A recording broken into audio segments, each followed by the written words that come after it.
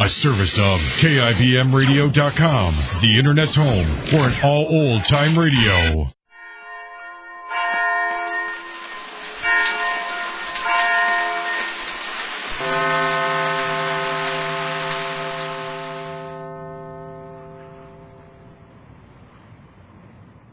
My, Thursday. The Roma Wine Show, starring Charlie Ruggles, Mary Astor, and Misha Auer.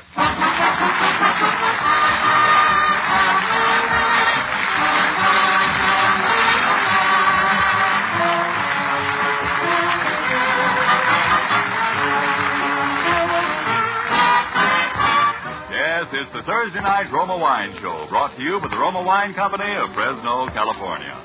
And stepping down from the screen to greet you in person is Roma's hostess. Ladies and gentlemen, Mary Astor.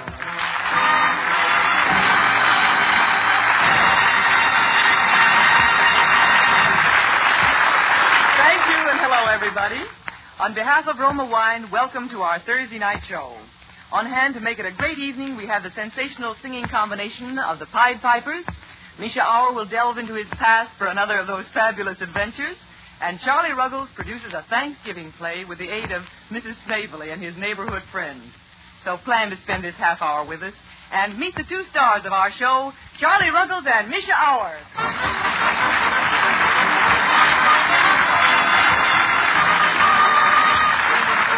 Hello, Charlie. Hello, Misha. Hello, Mary. Greetings, my little fluffy ruffled petunia.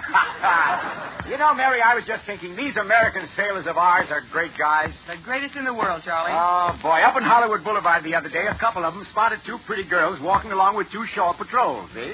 And one sailor said to the other, hey, boy, get a look at what's coming over the horizon. Two nifty little destroyers. And the other one said, yeah, but look what's with them, minesweepers. Yeah, look who is talking about the Navy. The closest you ever got to the ocean was saltwater taffy. Now, wait. Now, just a minute, you Russian beanpole. You were never in the Navy either, you know. Oh, yes, I was. In fact, they were going to make me a Commodore until they heard my humor. Then what did they do? They made me a humidor. You know, Mary, our new housekeeper has a husband in the Navy. He's on a submarine chaser. And boy, the things she's learned from him. What do you mean, Charlie? Well, every morning, instead of knocking on my door to wake me up, she throws a depth charge over the transom. Oh, man, the lifeboats. Here's Bud Zuskin and his swell Roma Wine Orchestra to open our show with an old favorite, Back Home Again in Indiana.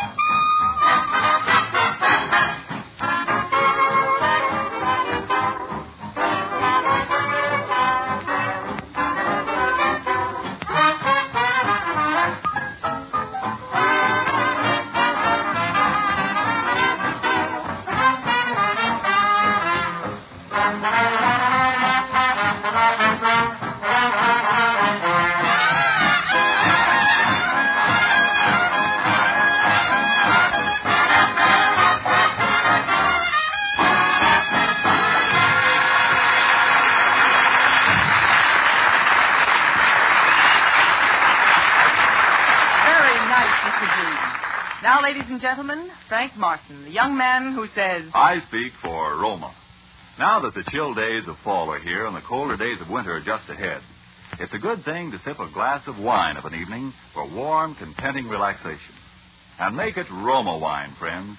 Roma wine from the sunny summer valleys and hillsides of California, nature's most favorite of all the world's vineyard gardens. You'll find Roma California wines the perfect expression of the old world art of winemaking plus the extra care, the constant testing and tasting our modern knowledge has added to that ageless art. Roma wines will meet your personal test, your eye test for clarity, your nose test for bouquet or aroma, and your palate test for satisfying, pleasant taste. Yes, Roma California wines bring you sunbeams from warm valleys for your cool fall and winter evenings. But keep one thing always in mind when you buy wine. Remember, the name of our wine is Roma. R-O-M-A, the four-letter name that brings you four fundamentals of complete wine satisfaction. Roma wines are true to type. Roma wines are faithful in flavor. Roma wines are sound of character. Roma wines are reasonable in cost. No wonder America's largest selling wines are Roma.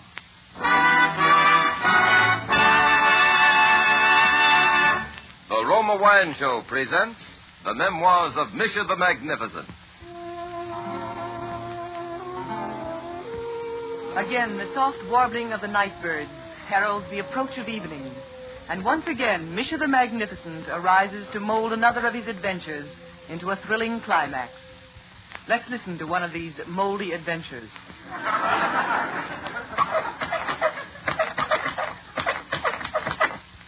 The Memoirs of Misha the Magnificent. Wild Animal Edition. Title of chapter: How I, Misha, delivered stew to the gnu in the zoo when I was 2. Or, że nie plechce, nie ptanie, Kryknkiewicz, with elephant. New paragraph. Even as a small child, I was fond of the animals and tried my best to be like them. In this I succeeded, for as a boy I was always barefooted, bull-headed, and hog-wild. With a little practice, I also learned the language of the birds and was soon able to talk turkey. As I grew to manhood, I became intensely interested in the creatures of the forest. And it was Papa who told me that I had just the right appearance to handle dangerous wild animals. Or, as he put it, Misha, with that face, you ought to be in a zoo. What an inspiration these words were from Papa. Soon I found myself in the office of the keeper of the zoo. Keeper, I said, I am Misha, the explorer, the discoverer, the bringer-back. Good. We've been looking for someone like you, an explorer, a discoverer, and a bringer-back. You have? Yes. Go explore the zoo. If you discover any dirt, sweep it up, and when you're through with the broom, bring her back. With these kind, encouraging words, I made up my mind to go to the jungle in search of an animal that was rare. I'd even settle for something medium rare. Accordingly, I began my journey and got a lower on a Pullman coach. Funny thing, it was lower than the coach. All night long, I could hear the clicking of the wheels. Roma seltzer, Roma seltzer, Roma seltzer, Roma seltzer. From here to the waiting ship was but a short jump. I missed the jump. The sun came up early, and when I awoke, I was on board the ship bound for the jungles of Africa. The first night out, I met shy, demure Clarissa. We passed on the deck. Hello, I said, throwing her a sidelong glance. Good evening. She said, throwing me a left hook. A beautiful friendship had begun. Stepping close to her, I said, I am Misha. So what? I'd like to know you better. So what? Footnote. She kept swatting me all over the place. On footnote. Growing tired of this, we struck up a conversation. Misha, if you're really a big game hunter, what are you doing here? Well, the police closed up all the big games. Captivated by her girlish beauty, I offered her a motion picture career. You'll have to ask Mother. Where is Mother, child? In the stateroom, waving her hair. What's the matter? Can't she afford a flag? Here comes Mother now. As she approached me, I could see that this child's mother was a woman of culture and elegance. She was the real mid-Victorian type, a dainty little woman with high lace collar and a lorgnette. Pardon me, ma'am, I said. I would like to guide your daughter's career. She lifted her lorgnette to her eyes, and in a voice reminiscent of good breeding and social background, she replied, Lay off of my daughter, Joyce. I'll bring up that sprout.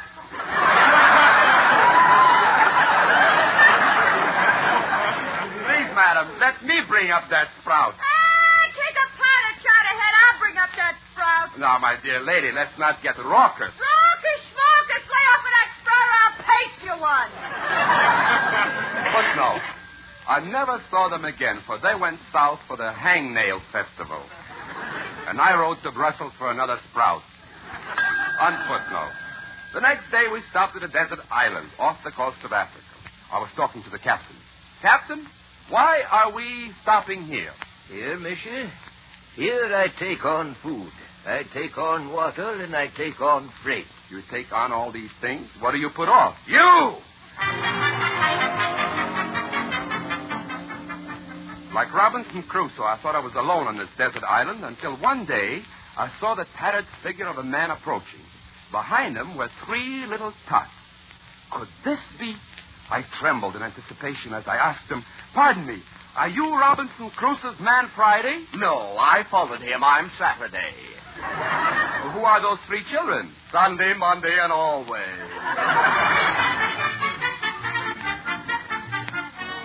There were no peculiar animals on this island, so I decided to cross the water to the mainland, Africa. I left the next day by turtle. I was on this turtle for so long that I finally turned turtle. The next thing I knew, I was in the jungles of Africa. Here, at last, I knew I would find the rare animal I sought to bring back. Suddenly, I heard the thump of heavy footsteps. Then the bushes parted. Goodbye, Bush. So long, Bush.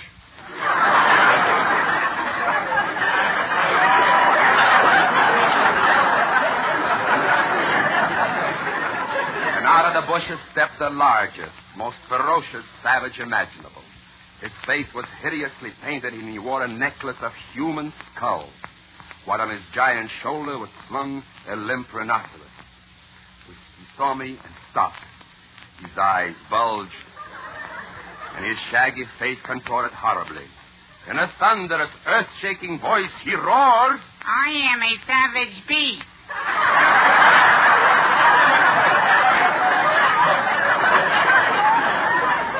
Honest, I am. Honest. Savage beast, I asked him, have you seen any peculiar animals around here? Oh, yeah. Yesterday I saw a grunk. A grunt? What's a grunk? That's an animal that has a head like a giraffe, a body like a lion, and an appetite like a horse. Good. Where is it? Where is it? My mama gave me an aspirin tablet, and it went away.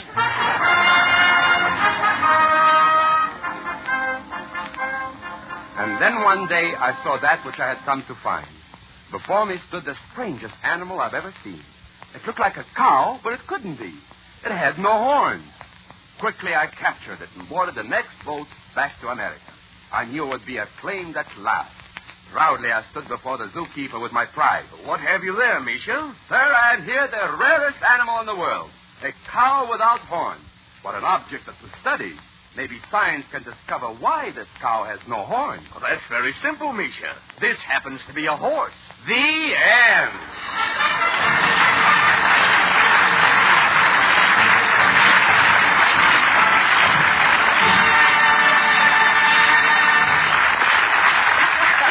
Someday the boys in the little white coats will come and take Misha away from us forever. Right now, we turn to more serious business. Meaning, of course, the Pied Pipers.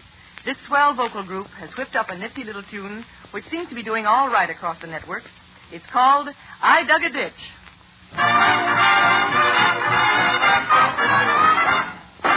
I was just a cowboy on a ranch in old Wyoming till ambition got a hold of me one day. So I packed my duds and started roaming from Wyoming, and now this is why I'm glad I went away.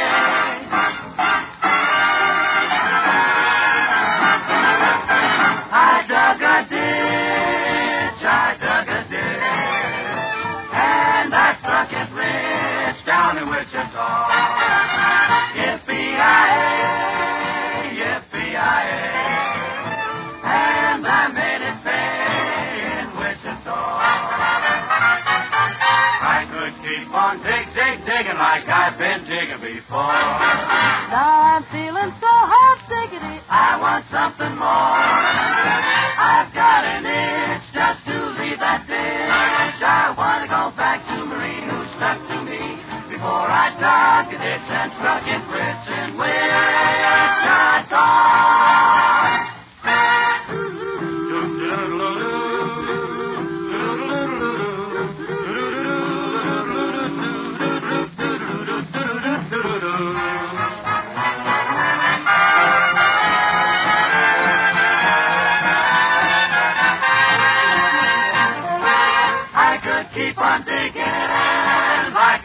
before.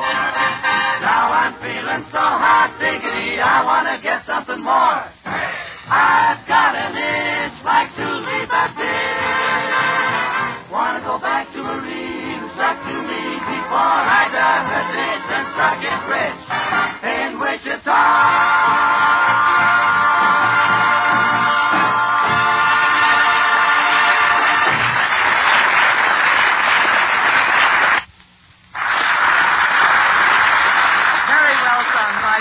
Very well indeed. Now, Frank Martin, prepare our listeners for what is about to happen. Charlie Ruggles has written another play. What a very special play, ladies and gentlemen. The annual Thanksgiving presentation of the San Fernando Fish and Chowder Club. We find producer Ruggles suffering with laryngitis tonight, hard at work backstage.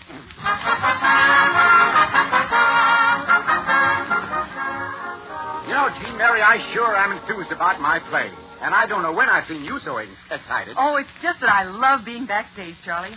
There's a certain air about backstage of the theater. Yeah, isn't there? Especially when it's a fish and chowder club, you know. Look what I'm wearing here tonight, Mary. Look at it. Isn't it pretty?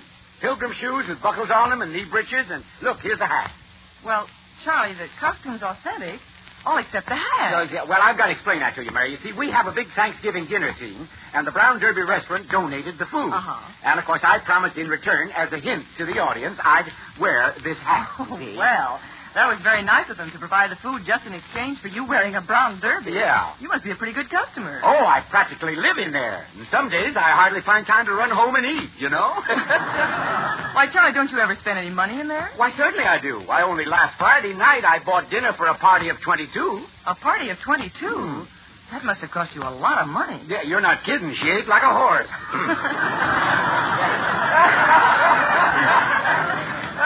I have to laugh at that myself, Mary, you know. You know, Mary, since I'm Captain John Smith in this play, you know, and you're going to be Pocahontas, there's one embarrassing thing, Mary. What's that? Well, at the end of the play, right after we're married, I hold you tight, you know, and I close my eyes like this, and then I pucker up my lips and... Why, Mary, you kissed me. No, I didn't, Charlie. Well, it must have been a figment of my imagination. No, I'm Mrs. Snavely, your next-door neighbor. Mrs. Snavely, please, what was the idea of kissing me? Well, you were standing there with your eyes closed, and I hate to see a good pucker go to waste. Well, Mrs. Snavely, as a favor to me, please don't do it again. Now, what is it you want here? Well, I'm an actress, and I want to be in the play. No, I'm awfully sorry, Mrs. Snavely, but there's nothing for you in it. I can't. You've got to let me be in the play. Don't forget, I'm the head of the Chowder Club. Mrs. Snavely, chowder head or not, there's no part for you. I'm not a chowder head. I'm head of the club. All right, club head then. That's better. But I'll tell you what you can do, Mrs. Snavely. You can prepare the food for the big Thanksgiving dinner scene. How's that? Oh, thank you, Mr. Ruggles. I'm a good cook. That's how I met Mr. Snavely. Is that so? You mean you were childhood sweethearts? Yes. He used to carry my pots home from cooking school. Oh, now isn't that thoughtful? That was wonderful of him, you know. Of course, lots of marriages are potluck, Mrs. Snavely, you know. Well, goodbye, Mrs. S. Goodbye, Mr. R. Well, Mary, I think everything's set up, so I'm going home. While the orchestra rehearses. You see. Now, don't forget curtain at 8:30, Mary. I'll be there with bells on. No, feathers. You're playing an Indian, remember? All right, start the orchestra, boys.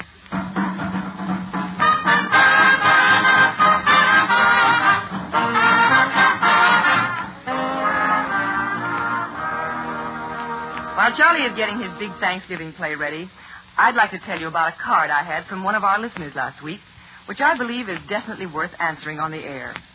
This lady says, Miss Astor, I understand that you explained certain rules for serving wine recently. I'm especially sorry I missed the Roma wine show that night because I'd like to know your answers about the proper glassware and table linen to use. Well, very briefly, let me repeat the answers. You don't need fancy glassware to enjoy the goodness of Roma, California wines. Elegant glassware may flatter the beautiful colors a bit more, but the flavor will be the same in any glass. You don't need fancy linens either. Roma wines are just as thoroughly enjoyed on tables covered with checkered cloth as with the rarest of lace or linen. You don't have to worry about which type of wine is correct either. Select the type you like the best, either red or white. And whichever you choose, you know you can serve it for only a few cents a glass. In Mary, we can all remember that Roma wines are delicious, Roma wines are suitable on any table, Roma wines are economical to serve. Indeed, yes, Frank, always. For fine wines at reasonable cost, say Roma.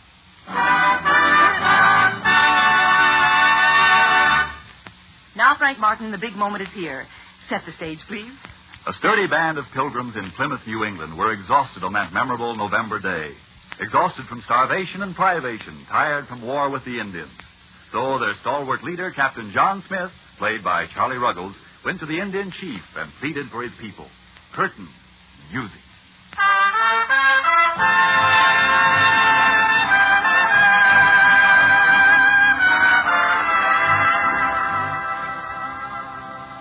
I beggest of thou, strong warrior, take me to thy chief. Me tired. All day stand in front of cigar store. Oh. And what dost thou do in front of cigar store? Me say, LS, MFT. Well, what do you know, a commercial Indian? Oh, here comes Chief Sitting Bull now. Ugh. Ugh. Please, mighty war chief, make your brave spare my people. Ugh. There's no reason why us thouest and meest cannot be friendses. Is there us? Ugh. Why dost thou keep saying ugh? Again, boom, da-da-da. Now, wait a minute. Now, you cut that out, Frank. This isn't a musical, you know. White man come to offer hand in friendship.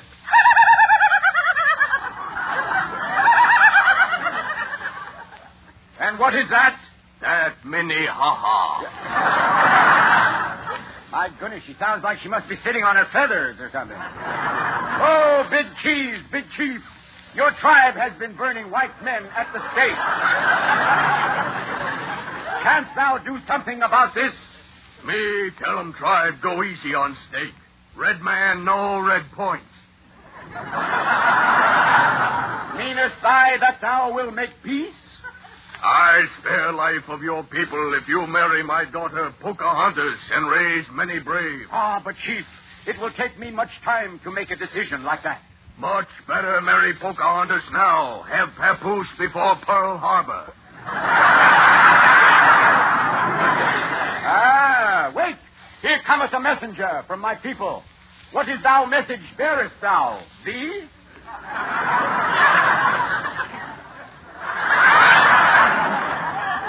Thy women are weeping from hunger. Thy children are crying from hunger. Yeah, and your acting is from hunger, too. But alas and alack, I must save my people. So perhaps I shall wed Pocahontas. Wilt thou? I wilt thou. I shall ride back and announce the news to my people. Mighty war chief, friend Alvin, go fetch Pocahontas. Pocahontas? The name is Pocahontas. Now stop clowning, will you, Alvin? Never mind her last name. It shall be changed. As of tomorrow, we shall be known as John Smith and wife. Oh, I know them. No, these aren't the same people at all. Stick to the play, will you, please? Maybe I can ride back to the village and get help, Captain Smith. No, but these hills are filled with bloodthirsty redskins. That's all right. I'm anemic. Alvin, I never asked a man to do anything I wouldn't do, and I wouldn't do anything, so good luck, Alvin. Wait 'em, pasty face. Why? No need send help. Red man make peace. But first, white man meet 'em Pocahontas. Mm. Oh, Pokey! Coming, Father. Well, taketh Pokey so long. What taketh Pokey so long to get here?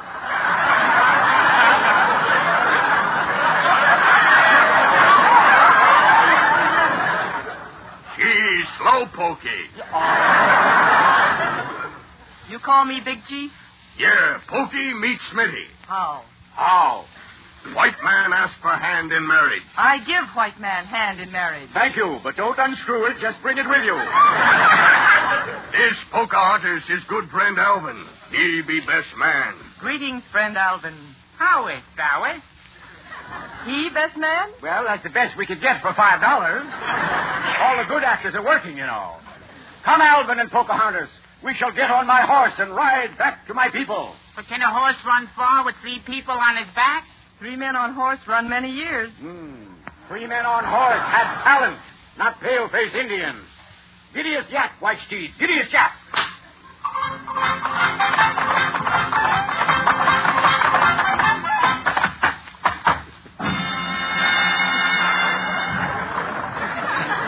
That afternoon, we find Captain John Smith in the Pilgrim Settlement, ready to announce his engagement to Pocahontas.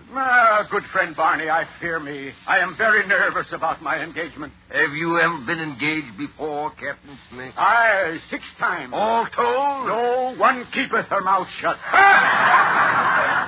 Very good, Captain. Thou art in good spirit. Yea, tonight findeth Captain Smith sharper than a plate of soybeans. Yes.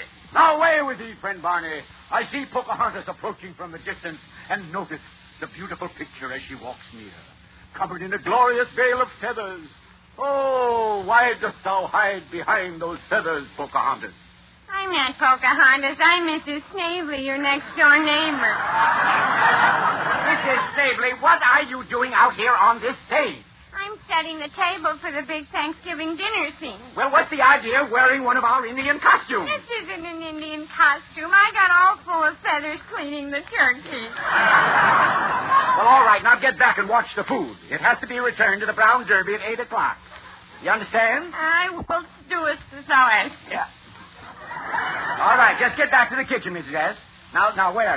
Where's Pocahontas now? Here, by thy side forever, Captain Smith. Well, what took you so long? I was shopping for a bridle, goon. Pardon me, Mary. That's bridal gown, not goon. I'm sorry. Oh, Captain Smith! Hey! Captain Smith! Hey! The Indians are coming. The Indians him's coming? Yes, look. Look, Captain, they bring us food. Ah, so they do. And here comes Big Chief, Warrior Chief now. Greetings, Warrior Chief. Captain Smith, me keep word. My tribe bring food, and me make peace offering of fruits, candies, and nuts. For us? Yes. I bring fruit to women, candies to children. Yes. And nuts to you. Now, listen, I told you that's not in the script there now. Oh, mighty Warrior Chief, we express our gratitude. And what prompted I to do all this? Big Chief's whole powwow. Decide lend-lease. Hey, Captain Smith. Hey! Our people are at the dinner table waiting for the food to be served. Excellent. I'm so hungry I could eat a horse. White man psychic. Right here, Captain Smith, at the head of the table. I thankest thee. Before we partakest of our Thanksgiving dinner, I wish to make an announcement. Hey, wait a minute. Where's the food? Mrs. Snavely? Mrs. Snavely! Yes, Mr. Ruggles. Well, what happened to the food? Mr. Ruggles, the food won't be ready in time. Won't be ready in time, but this is the big scene. I know, but I can't stuff the turkey. What do you mean you can't stuff the turkey? I can't get him to open his mouth.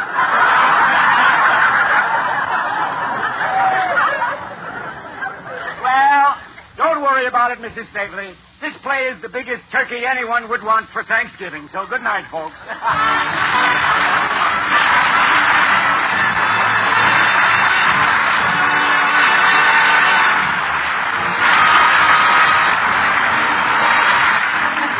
You're not kidding, Charlie. There's the song that says good night until next Thursday night and another Roma wine show. Charlie and Misha, I hope you two have patched up your differences. Oh, sure, Mary. We were just kidding, weren't we, Charlie? Why, of course. Hey, Misha, let's have dinner tomorrow night. Wonderful. Where'll we eat? Well, you eat at your house, and I'll eat at my house. I'll tell him when he comes in. That's all. Until next week, this is Mary Astor saying good night.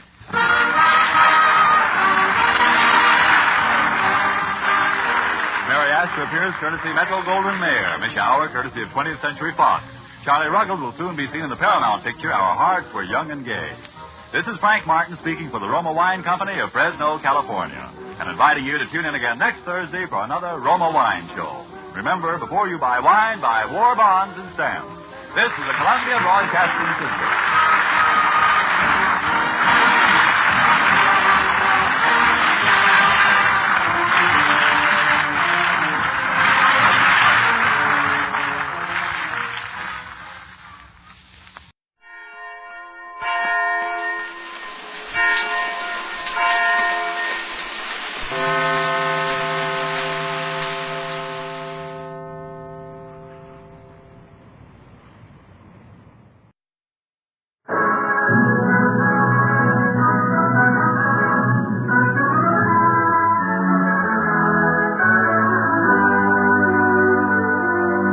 Our company of Wilmington, Delaware, makers of better things for better living through chemistry, presents the Cavalcade of America, featuring a special Thanksgiving broadcast, The Path of Praise. Our star, Walter Hamden.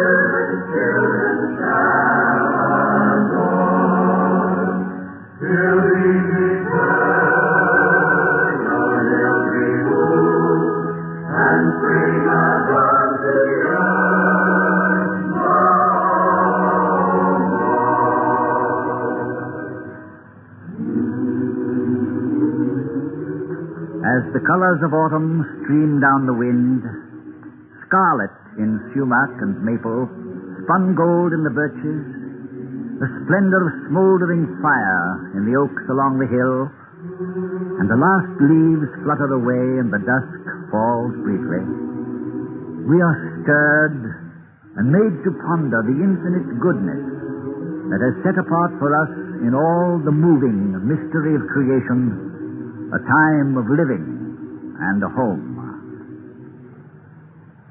So wrote the late Dr. Wilbur L. Cross, governor of Connecticut, in his famous Thanksgiving proclamation.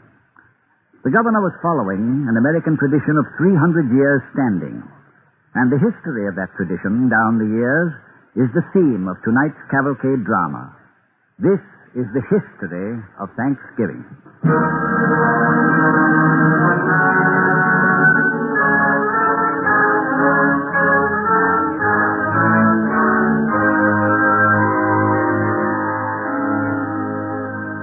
When our exiled fathers crossed the sea, when the pilgrims came, they did not come as one body in spirit.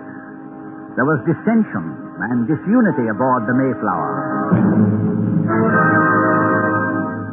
Privation and near mutiny afloat, and a dreadful winter ashore preceded the first Thanksgiving. Half of the little company met death of a pestilence in that first winter. At one time, only 6 men were well enough to stand, walk about, and care for the rest. When spring came, there were 51 left, men and women and children. Now, the first summer is over. In the common house, which has served as council chamber and hospital, 1 man and 1 boy remain. By the boy's cot, the man sits writing. Master Bradford? Yes, Charles. Why are you always writing? Oh, because I'm still overweak to hold corn, lad, or you wood, or draw water. So I tend the sick and scribble words. I'm feeling better this morning. It's so much cooler now. Could I not leave my bed, Master? We shall see. Would you read me what you're writing? It's a letter to our brethren still in England and Holland. How it'll reach them, God only knows. Then perhaps you might read it for me? Oh, surely. I have written, we set the last spring some 20 acres of Indian corn and sowed some 6 acres of barley and peas. Our corn did prove well, God be praised, and our barley indifferent good. But our peas were not worth the gathering. Our harvest being gotten in, our governor sent 4 men fowling, so that we might, after a more special manner, rejoice together in Thanksgiving. What's that? That noise? And Captain Miles Standish and his men. Part of the rejoicing. They're drilling to make a show for the Indians. Indians? Are the Indians right here in the village? Master Bradford, you hear that? Be quiet, lad. 'Tis but a salute to impress the savages with our strength at arms. But if they are Indians... Well, they came in peace. Governor Carver invited the chief to come for our day of Thanksgiving today. But Massasoit brought 90 of his braves to the rejoicing. 90? How can they be given food when there's scarce enough for us? Well, the savages, seeing they'd caused us embarrassment, sent hunters out to kill game. They brought back 5 deer. And our own fowlers, too, had great good fortune. There'll be a fine feast this evening. A feast? And me not there? We shall have venison, lad, and roast duck, and roast goose, baked clams, eels, cornbread, leeks, watercress, wild... Yes? I am well now. Oh, surely I am well. And, Master, I am most horribly hungry. Well, let me touch your forehead. And your wrist. Why, fever is quite gone, I do believe. I have not yet seen an Indian, Master. And I am hungry. Oh, may I go? Please, may I go? Yes, Giles, I do believe you're well again. You may go. Your clothes are in the locker. Giles! Yes, Master? Do not forget to give thanks that you are well again. Oh, no, Master. I'll not forget. Before the feasting, Giles. Before the feast. To be sure. Are you not coming also? When I finish my writing. God go with you, lad. So young. So young. Let me see. This day of Thanksgiving, the last of our number who was stricken with a great sickness, a lad of 12 years, did fully shake off his fever and is well again. And so, by much suffering, we are become one body, cleaving each to the other in sickness or joy. And although our fare be not always so plentiful, yet by the goodness of God, we are so far from want that we often wish you also were partakers of our plenty.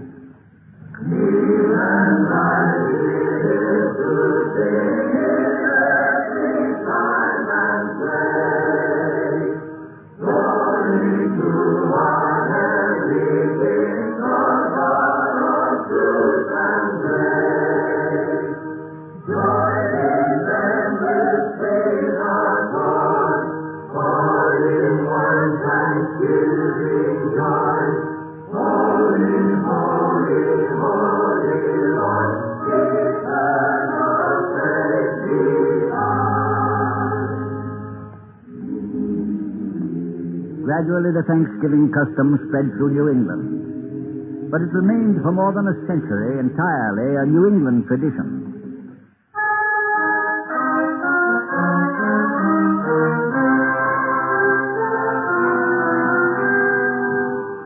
The first Thanksgiving Day, celebrated by men from all the colonies, occurred a few months before those colonies became the 13 original states.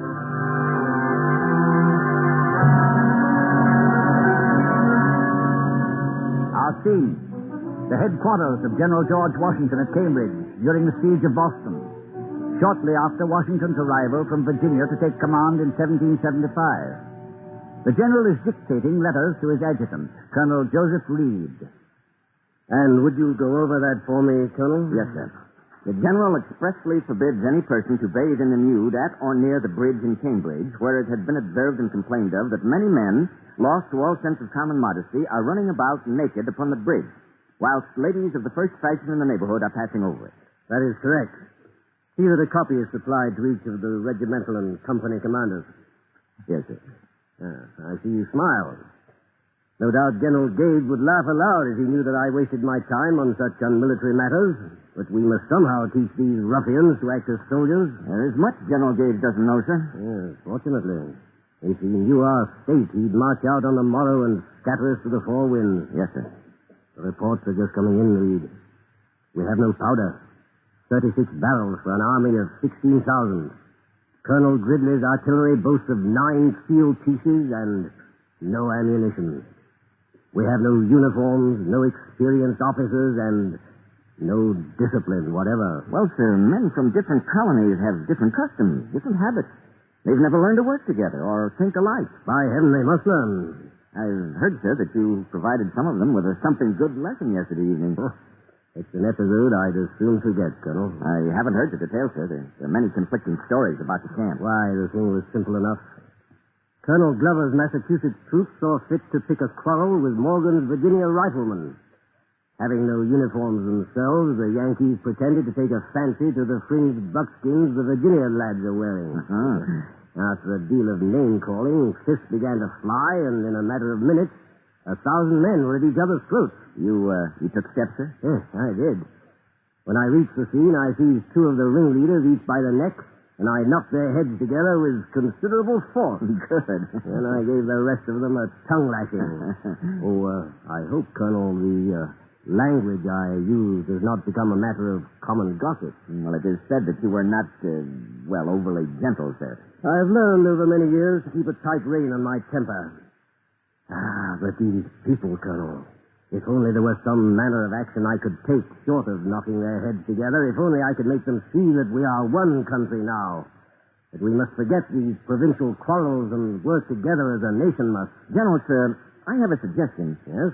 It's a small thing in itself, but it might help in the matter you're trying to mend. By all means, Reed.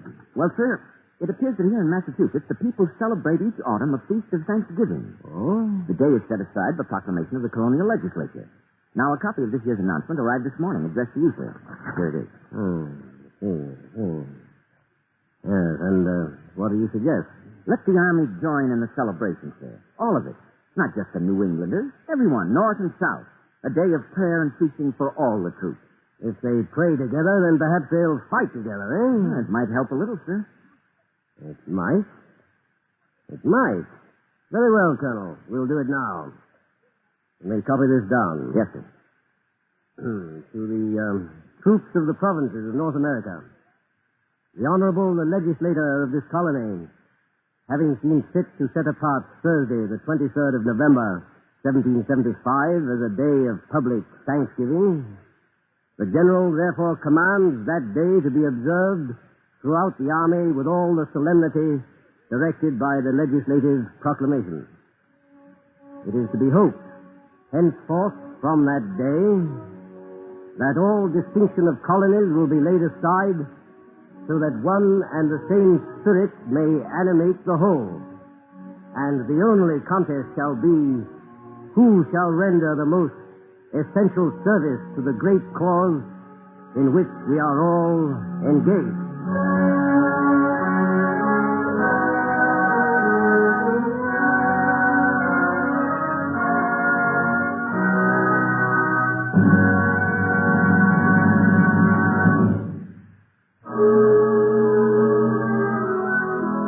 You are listening to a special Thanksgiving broadcast on the Cavalcade of America, sponsored by the DuPont Company of Wilmington, Delaware, makers of better things for better living through chemistry, and presenting Walter Hampton. Now, we continue the path of praise.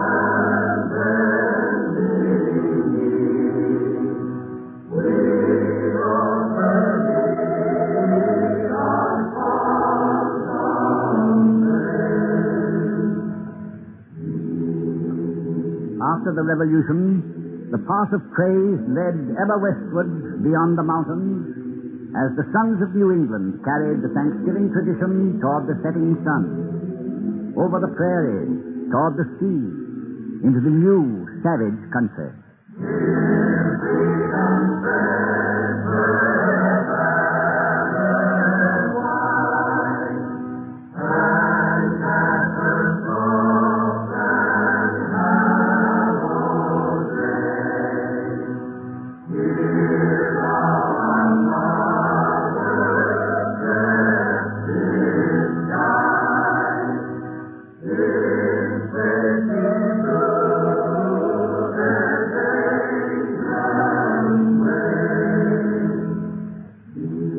Along the dangerous way, the old traditions took new root.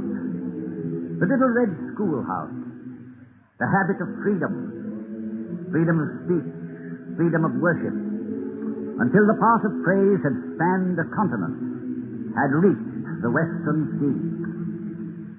Praise God, preserve us, my King. His danger still our guardian King. Oh, stand and lose Christ, safe and peace. Let our people work in peace.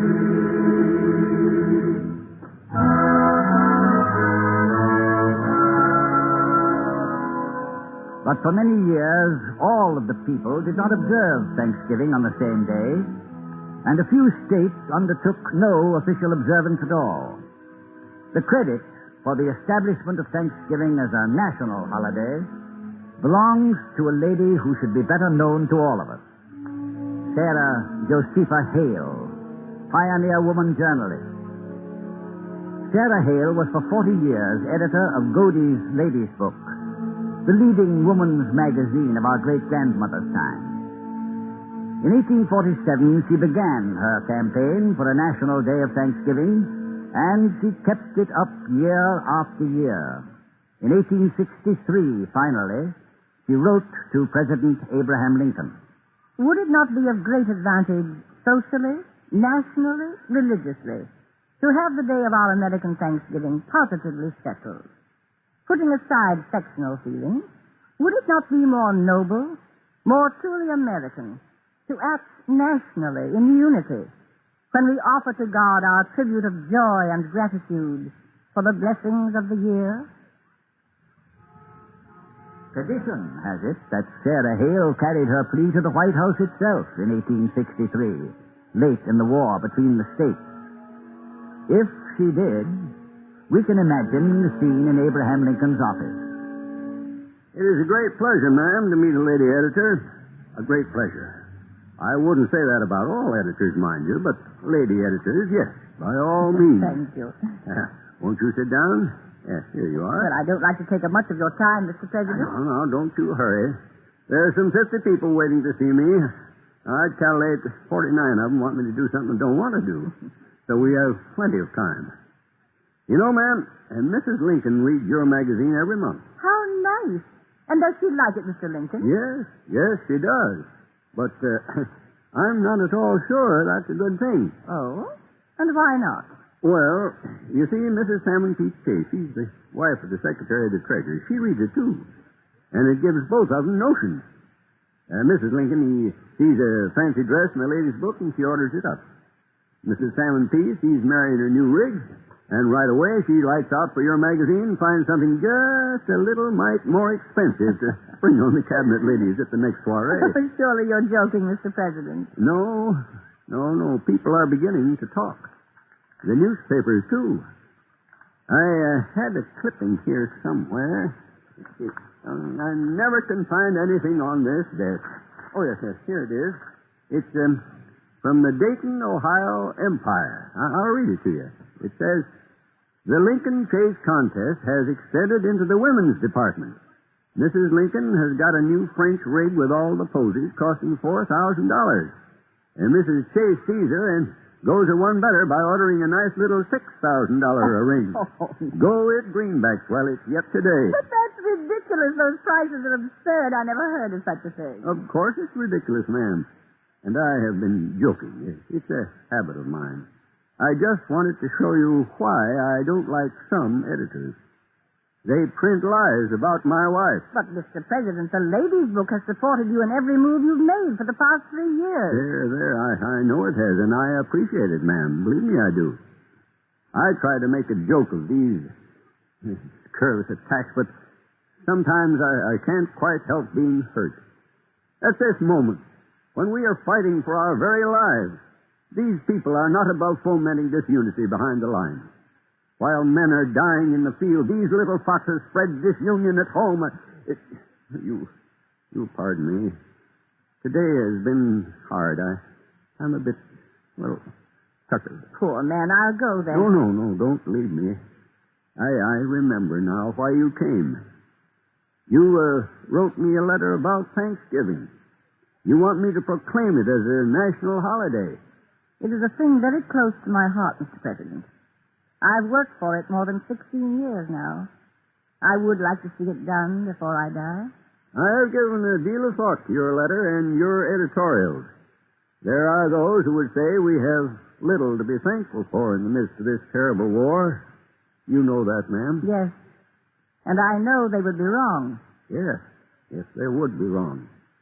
I don't know why I'm sure of that, but I am sure. The ways of God toward man are beyond my skill to read, ma'am. But this I know. His will prevails. In your letter, you drew a wonderful picture for me.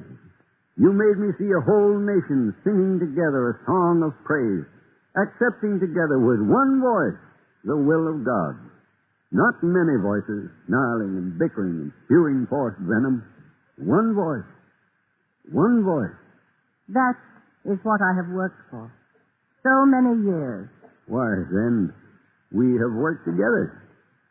Mrs. Hale, all day long I sit here and listen to the people who wish to talk with me. No one is turned away without a hearing. But most of them, as I said, want something I cannot give. And so you can see it does me a deal of good when I can say, yes, petition granted.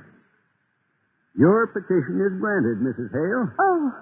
I had already decided to proclaim Thursday, the 26th of November next, as a national day of Thanksgiving. Oh, thank God. Thank God. Yes, ma'am. Thank God.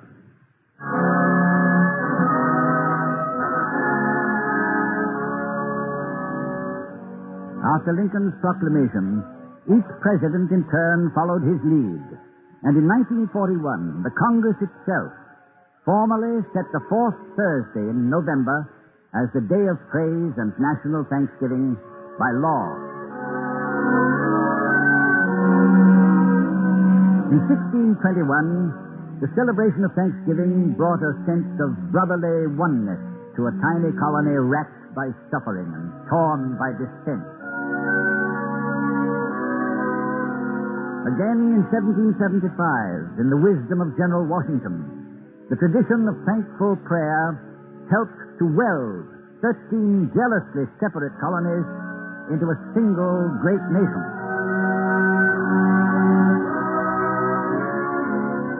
Then, in 1863, with that nation ravaged again by fraternal strife, the final establishment of Thanksgiving Day by Abraham Lincoln served as a symbol of national unity. And now, today, in times as troubled as any the nation has known, with freedom threatened by huge and malicious force, may we not again make Thanksgiving Day a day of renewal of brotherhood. All of us.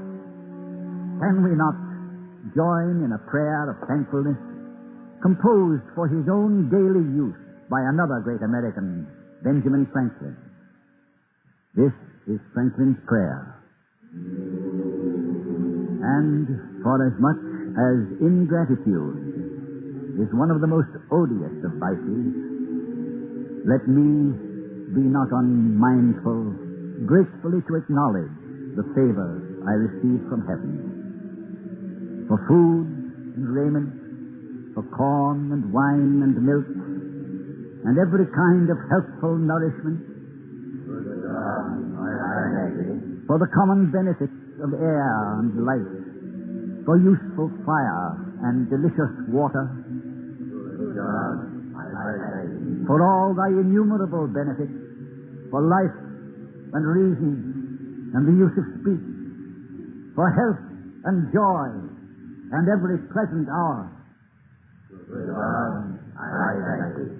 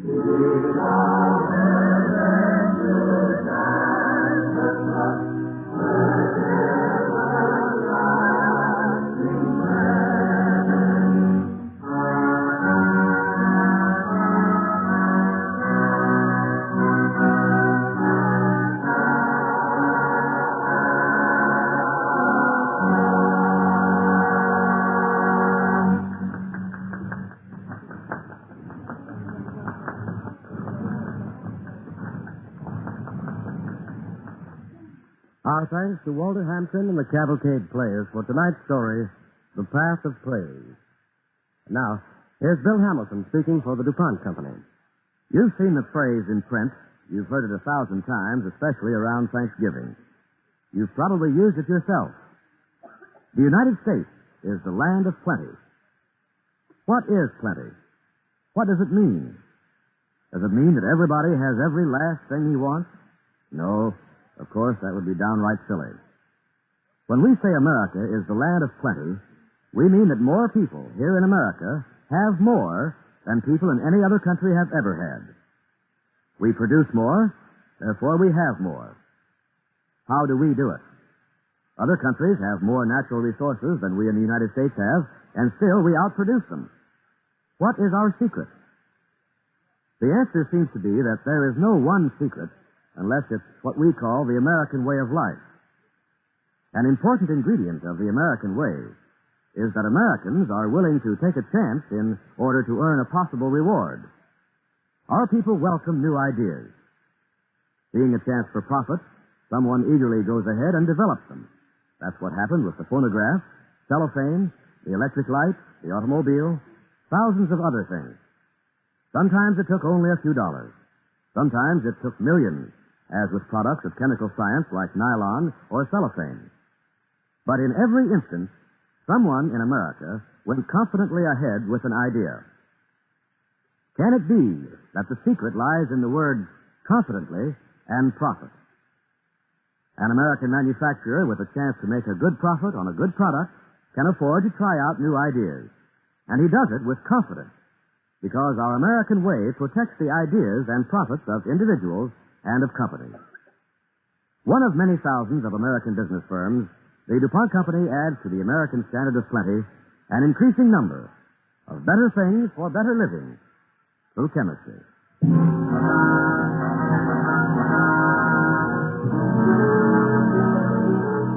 Next week, the star of the DuPont Cavalcade will be MacDonald Carey. Our play, Incident at Lancaster. It tells the story of one of the most exciting escapes in American history. Be sure to listen.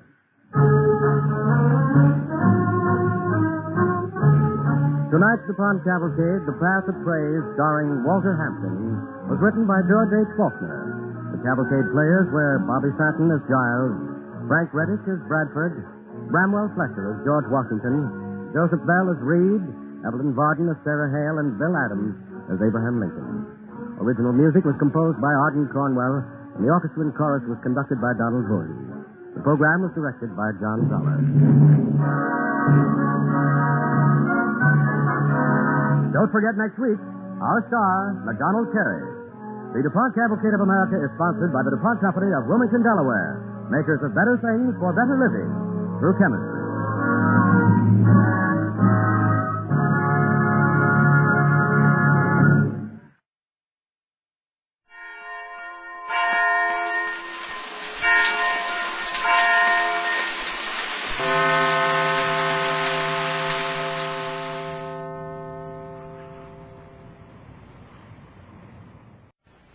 Dreft, America's favorite brand for dishes, presents Joyce Jordan, M.D.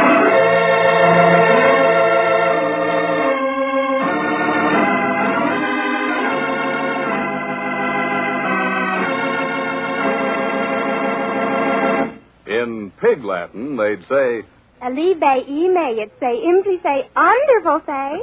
in plain English, it's this. I wouldn't be without it for one single day. And however they say it, they mean the wonderful new Dreft for dishes. It does dishes far faster, far easier, far better than the best soap on the market. Try it and you'll see. If you hate to do dishes, you'll love that new Dreft.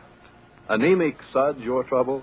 Well, just take a little Dreft and you'll see suds galore. It's a fact. In the hardest water, every ounce of Dreft makes more suds than an ounce of any other product known.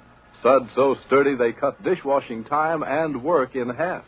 For one thing, Dreft suds get dishes cleaner than soap. So clean they shine, even without wiping. Cut grease without hard scouring. Cut it so completely, in fact, even the dishwater never looks greasy, never feels greasy to your hands. And speaking of hands, as we were, the new milder Draft's a real treat for 'em. Draft, you know, never did contain alkali, and now that mild Draft is really kind to your hands. It's wonderfully sneeze-free, too, and every package lasts lots longer, so much longer it washes 1/4 more dishes.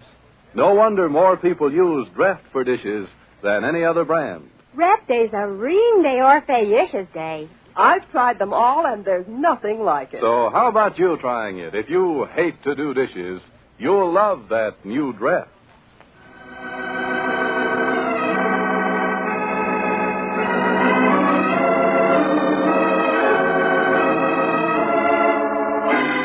Now, Joyce Jordan, M.D.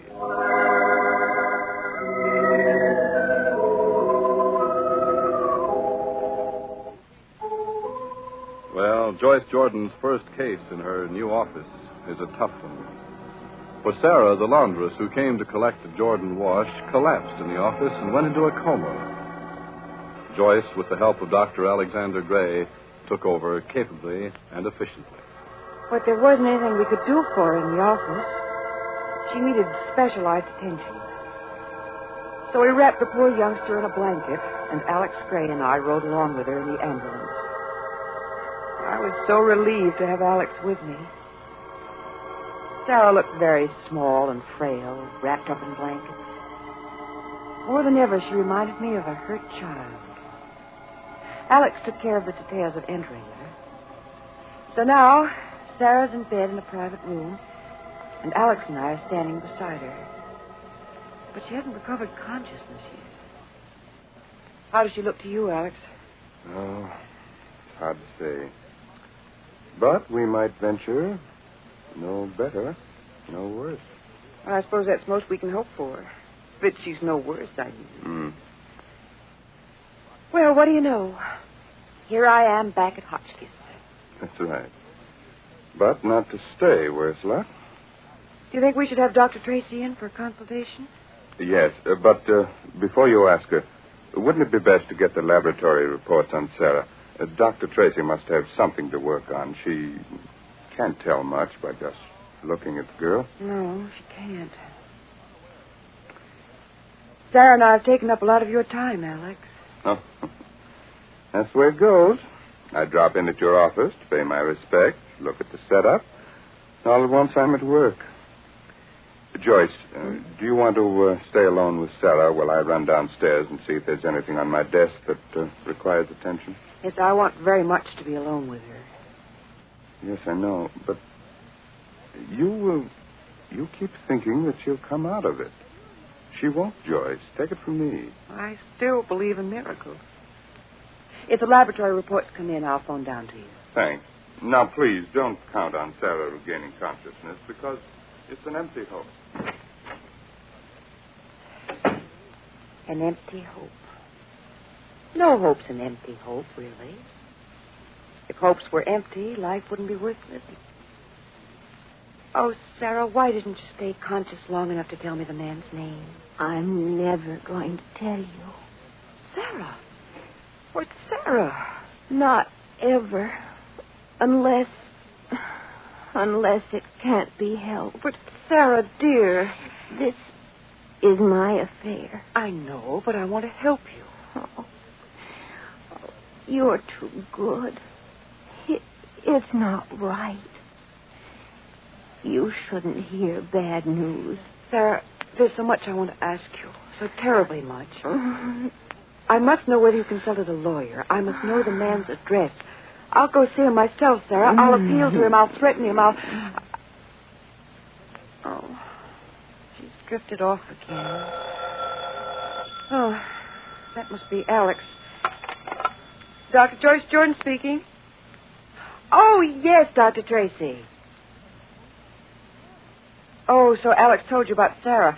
Yes, she recovered consciousness for just a few minutes. Yes, she spoke to me, but she didn't tell me the man's name. You're coming up here with Alexander Gray? Oh, good. Oh, you really think it would be wise? Well, you'll promise to call me if Sarah regains consciousness. Thanks so much, Dr. Tracy.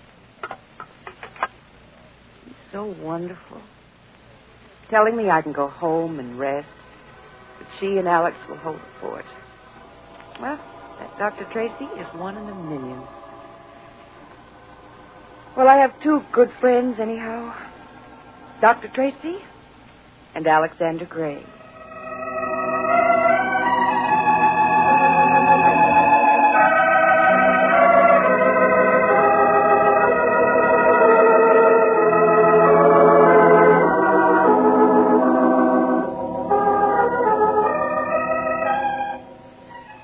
So Joyce Jordan goes back to her new apartment, which is also her office. She's exhausted, poor girl.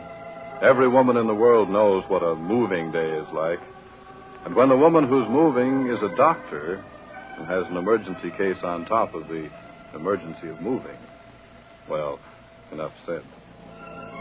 But as Joyce opens the door that leads into her waiting room... What?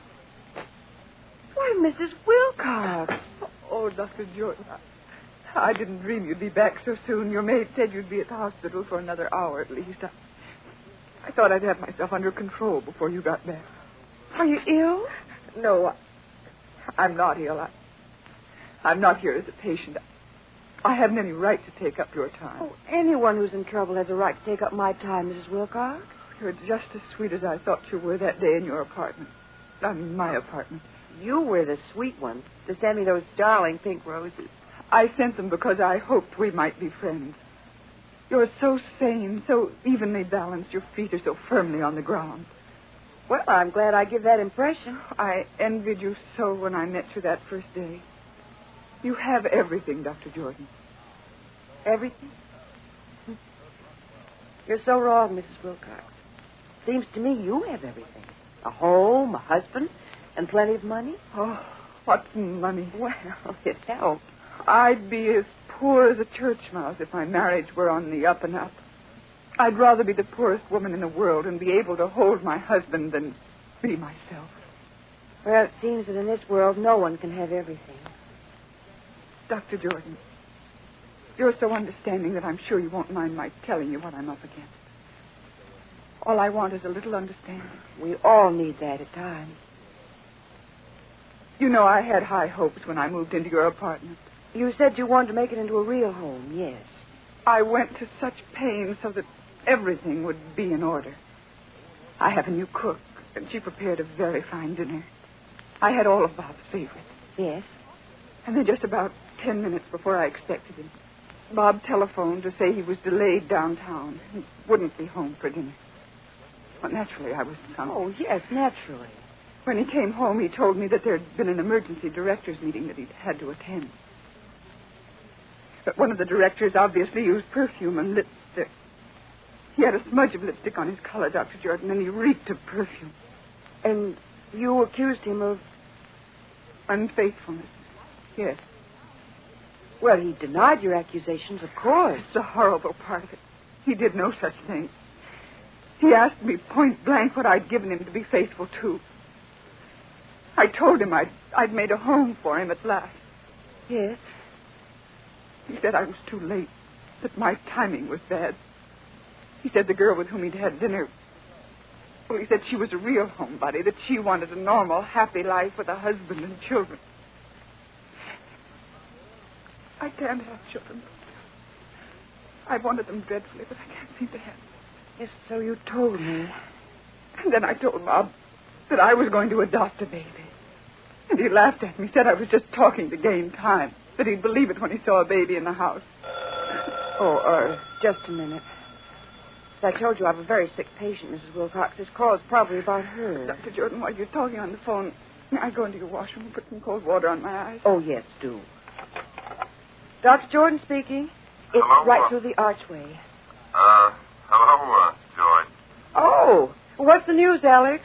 You're a better diagnostician than I am. Sarah regained consciousness again. Did she say anything important? Well, she refused to give the man's name. Said she never wanted to see her baby. Joyce, I don't think it's necessary for you to come back here tonight. Oh?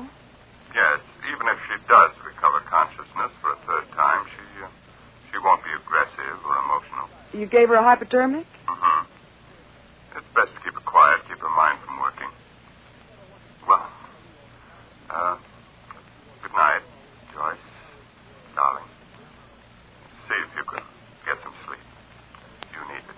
I'll get some. Don't worry about that. I'm dead on my feet. Thanks a million, Alex, for everything. Oh, that's all right. It's all in a very good night's work. Good night. Good night. My dear. He's so fine. Poor little Sarah. She should be so happy now. Looking forward to being well and strong. Looking forward to having a baby. Mrs. Wilcox. Yes, Dr. Jordan. I don't want to raise your hopes, Mrs. Wilcox, but the long arm of coincidence has been reaching out. That patient of mine at the hospital, the one who's so desperately ill, Yes. who's been so badly hurt by life, she's going to have a baby. Oh, what a lucky girl. No matter how badly she's been hurt. Well, she doesn't think so. She says she never wants to see her baby. You know, only twice during my career have I taken care of a mother who didn't want her baby. And in those 2 cases, I arranged for the baby to be adopted. Oh, Mrs. Wilcox, don't start to cry again. Don't. I'm crying, Dr. Jordan, because there's a ray of light breaking through the clouds. I think God guided me to your office tonight.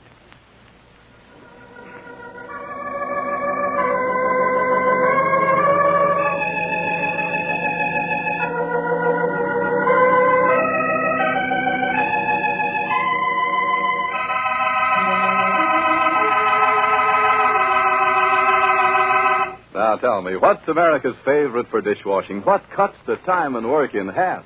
Draft? Right. If you hate to do dishes, you'll love that new Draft. It's wonderfully improved to do dishes far faster, easier, and better than the best soap ever could. And what is it that gives you the most suds? Draft? Right. Ounce for ounce, and in the hardest water, this new Draft gives you more suds than any other known product. And what is it that washes dishes cleaner than soap, so they shine even without wiping? Draft? Right. And those hard-working Draft suds cut grease without hard scouring. Or you can't even see any grease on the dishwater or feel it on your hands. At the same time, Draft's now even milder for your hands and delightfully sneeze-free, too. Draft? Right. It contains less irritating dust than any leading product of its kind. And every package washes 1/4 more dishes. Don't miss it, the new improved Draft. If you hate to do dishes, you'll love that new Draft. Draft? Right.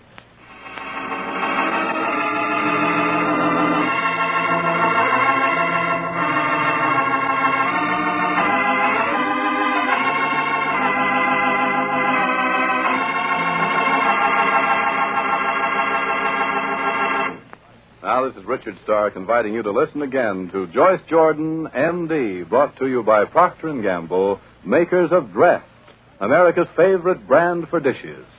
It's new, it's improved, it's better than ever. Draft. This is NBC, the National Broadcasting Company.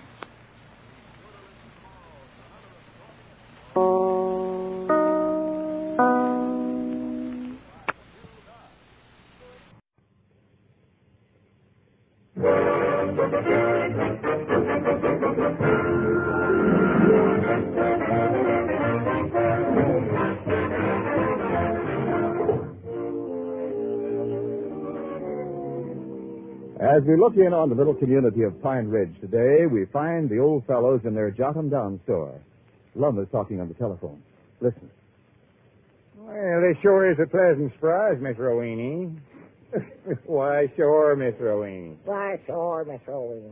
Oh, but yes, Miss Rowena. Oh, but beans, Miss Rowena. Oh, that'll be just wonderful, Miss Rowena. Oh, Lord, me. Yes, Mom. Goodbye. My Granny's Abner, guess who that was? Grover Cleveland.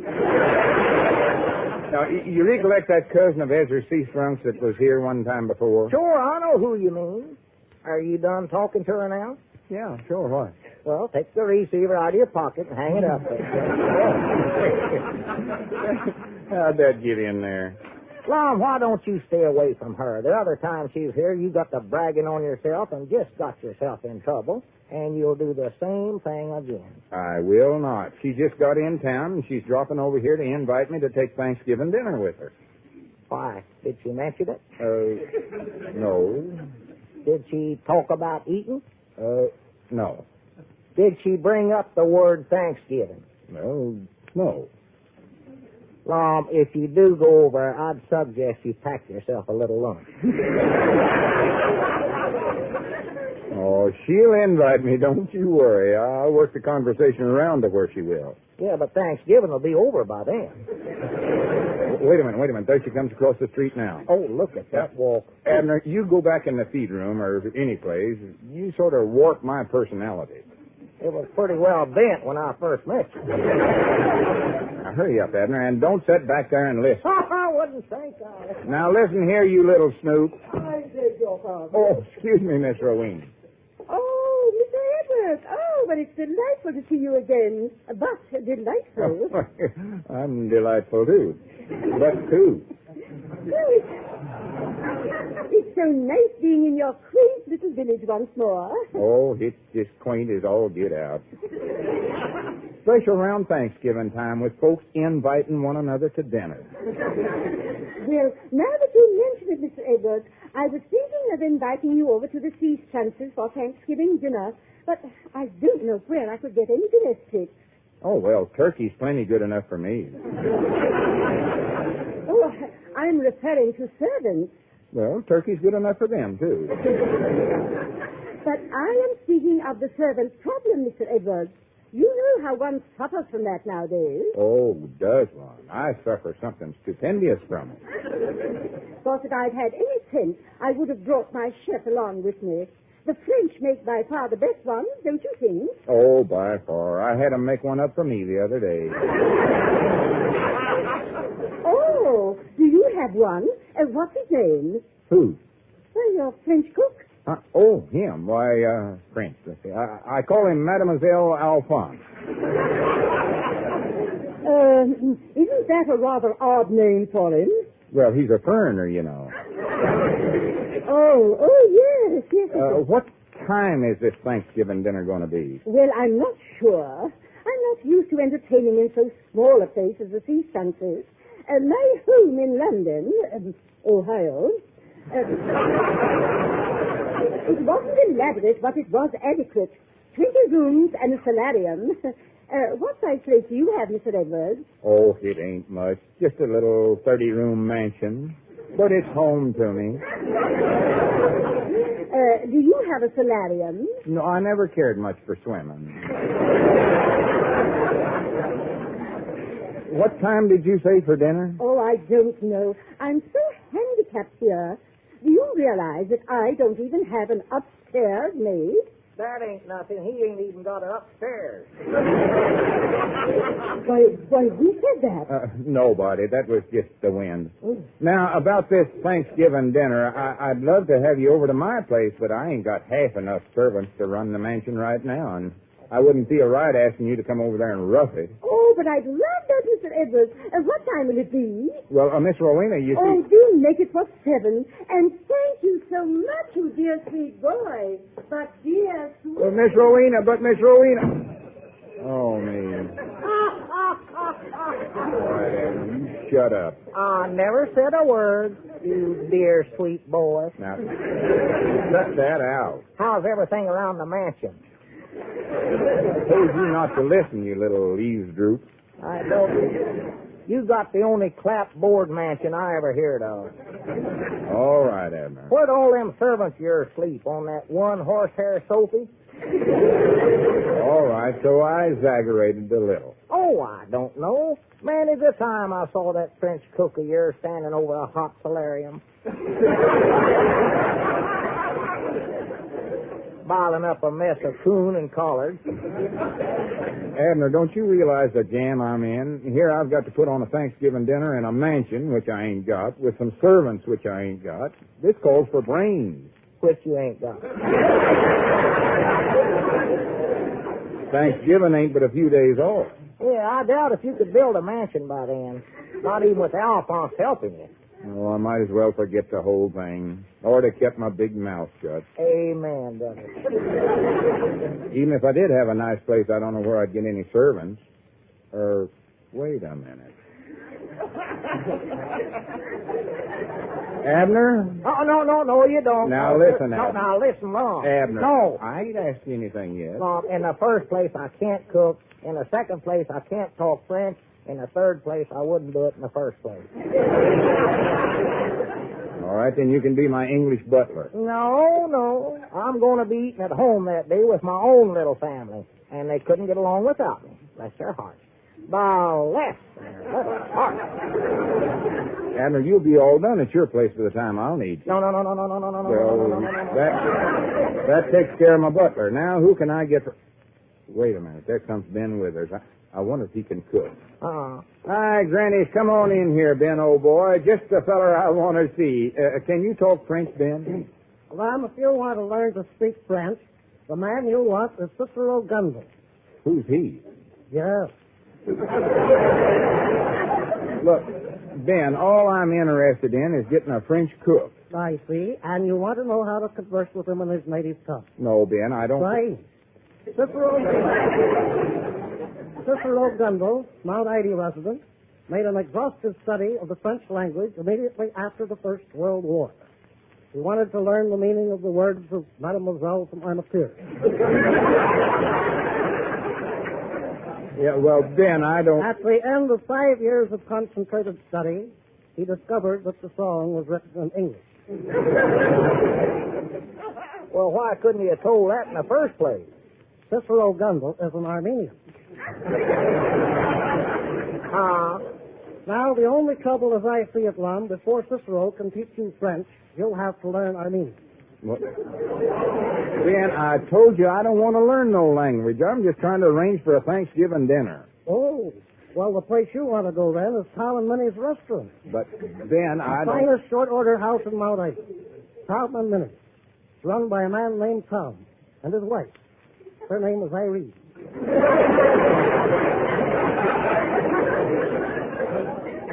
Irene? Well, who's Minnie? Sorry. On Thanksgiving Day, you can get a chicken fried steak there cut in the shape of a turkey wing. Perhaps you've eaten there, Lum. No, I ain't. Maybe you hit it in 1937. That was the year it was closed up by the Board of Health. Ben, all I'm trying to do is put on this dinner for Ezra Seastrunk's cousin, Miss Rowene. But I need a batch of servants to do it.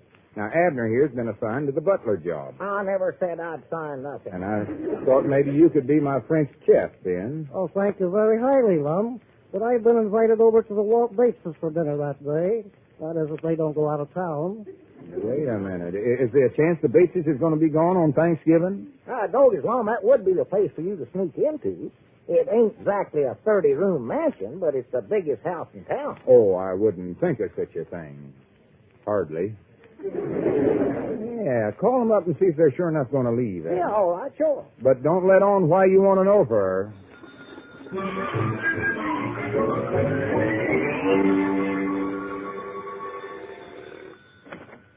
Hello? Walt Bates speaking. Say, Walt, this is Abner Peabody. Oh, just a minute, Abner. I'm talking business with the feller here. Hold the phone a second. Yeah, all right. Well, that's the deal then, eh, Mr. Viborg? Yep. And if you folks are leaving tonight, I'll bring my crew in here first thing in the morning and spray this place from top to bottom. Mm-hmm. When we get done, there won't be a living bug of no kind left in the joint. Well, good. And if any new pests get in here, they're in for an awful surprise. How soon can we get back in the house? Well, I wouldn't come back till a few days after Thanksgiving. But if you do have to go in the house for any reason before that, whatever you do, don't light no matches. Blow you clean out of here. Now, remember, don't light no matches, see? Don't worry, we won't, and I'll see you when we get back. Right, so long. Hello, Abner. Say, Walt, I was just wondering if you're going to need some groceries for Thanksgiving. No, we're going out of town. Going to debug the joint. Oh, well, you'll enjoy it there.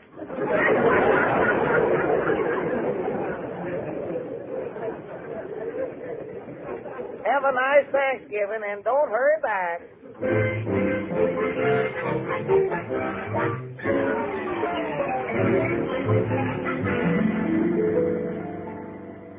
And there's they're sure enough going to be gone, huh? Yeah, they're going to some place called the Bugler Joint.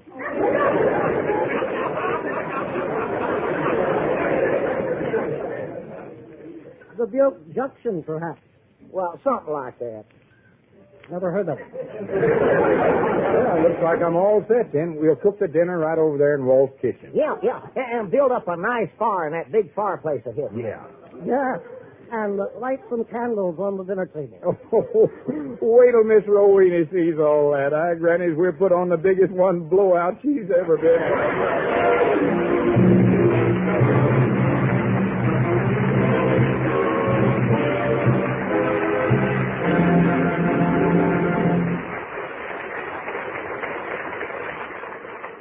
Oh, me.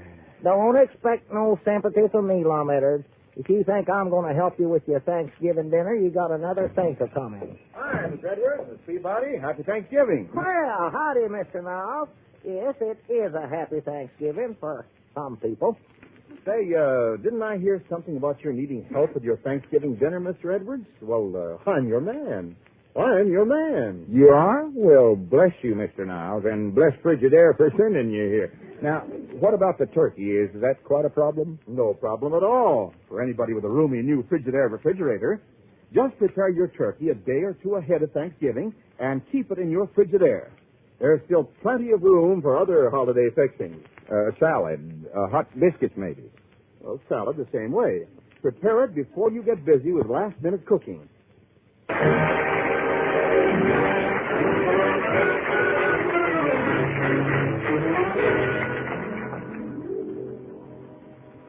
Doggies, Lum. The Bates has got a nice house here, but don't it seem to you that it smells kind of cuter in here? Yeah, it does, but I think when we start the fire in the fireplace, that'll clear everything out of here. You want me to light it now? No, wait till Miss Rowena gets you. Yeah, she'll get a big bang out of that. And you better get into your buttle suit. Lum, I ain't going to wear that thing. Them breeches is for a boy. They just come to my knees. That's where they're supposed to come. And them socks are women's stockings. White cotton lisle, just like Elizabeth wears when she dresses up. Now, Abner, stop fussing. Ben Withers is having to wear a worse get-up than you, and you don't hear him hollering. Why? What have you done with him? He's done nothing. Wait a minute. There he comes now. He's got it on. Is that Ben? Oh, where they land, say. Now, don't laugh at him. Mom, I refuse to wear this costume. I am severing relations with you, as of now, and that's retroactive from here on. Ben, it's too late to back out now. Let's see, I'd better check on the victuals. Hey, Alphonse. Oh, Alphonse. Yeah, let's see what he's got on. Come in here, Alphonse. Well, hey, wait a minute, Lum. Is Cedric Alphonse? I thought the Frigidaire fellow was going to be. No, he was, but I found out he couldn't talk French. And Cedric can, I suppose. Cedric, let's hear you say something in French. Oh. What does that mean in English? Seems to lose something in the translation. Alphonse, how are you coming with your chef work? Oh, fine. I've learned 2 French words already. Oi, oi. Yeah, but have you got the dinner cooked? Oh, was I supposed to do that, too? Uh-huh. Oh, for pity's sake. Well, it's too late to cook it now. Yeah, you better just run down to Luke Spear's restaurant and buy everything ready-made. And hurry up, Alphonse, because Miss Rowena will be here before long. And Abner, get into your buttle duds. I ain't going to do it now, Lum. I just plain flat ain't going to do it, and that is final.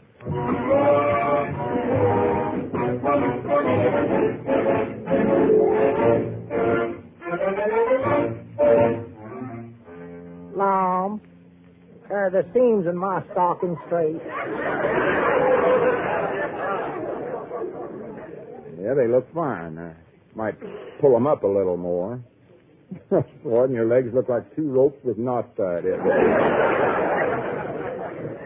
Well, couldn't I just wear a pair of overalls, be sort of a country butler? No, you're an English butler. Your name's Hawkins. Abner Hawkins? No, just Hawkins. And recollect that I'm a royalty. I'm a duke or a prince or maybe even an earl. I don't know. Now, where did you get that idea? Well, don't forget my name's Eddard. I go back to the King Eddards of England, I think. I wish you'd go back there right now. So now be sure and call me the Earl and call Miss Rowena something high class like her ladyship or something that'll show her that I'm used to hobnobbing around with the castle crowd. Uh-oh. Hawkins? Yes, your Earlship. I do believe our guest has a roping. I'll get up and let her in. That's your job. I'll flip you to see who does it. Now, listen, Hawkins. I'm a man of few words. When I crook my finger at you, that means come here. Well, I'm a man of few words, too. When I shake my head, that means I ain't coming. Abner, for goodness sake, get that door. Oh, all right, I'm getting it. Oh, good evening, your high-class ladyship. Won't you, pip into the parlor, old bean? I beg your pardon? Tally-ho and Piccadilly. Hawkins, just show the lady in and let it go at that, please. And follow me, Duchess. Hey, Earl, look who's here.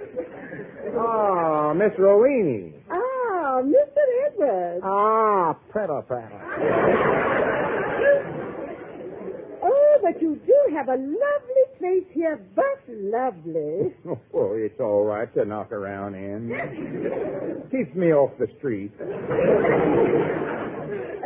Hawkins, I wonder if you'd mind doing something with my purse. Hello, I don't know what to do with them. Little sheep dip wouldn't hurt them.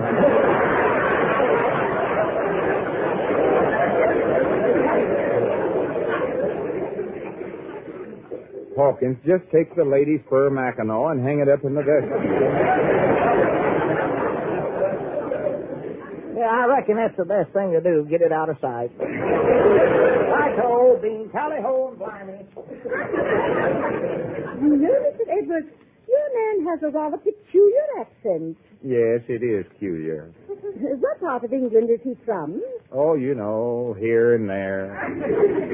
Is he an Essex man? No, the only thing he's ever driven's a Saxon. Oh, Mr. Edwards, what a lovely old fireplace you have.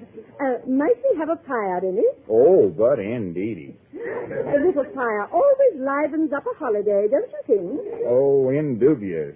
Hawkins. Did you buzz your Earlship? Yes.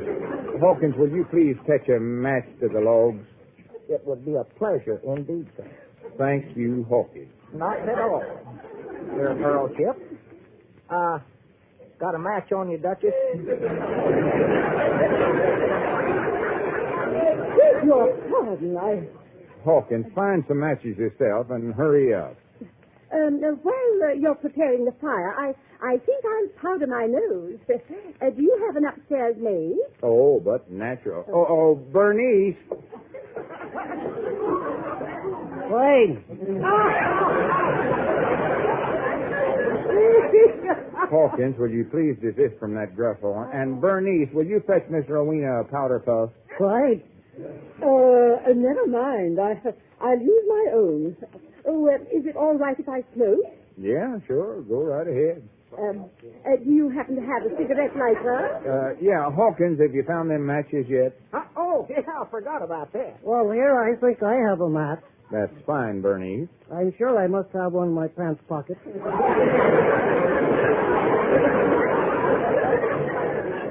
Bernice. What? Oh, my stars, what's the matter with it?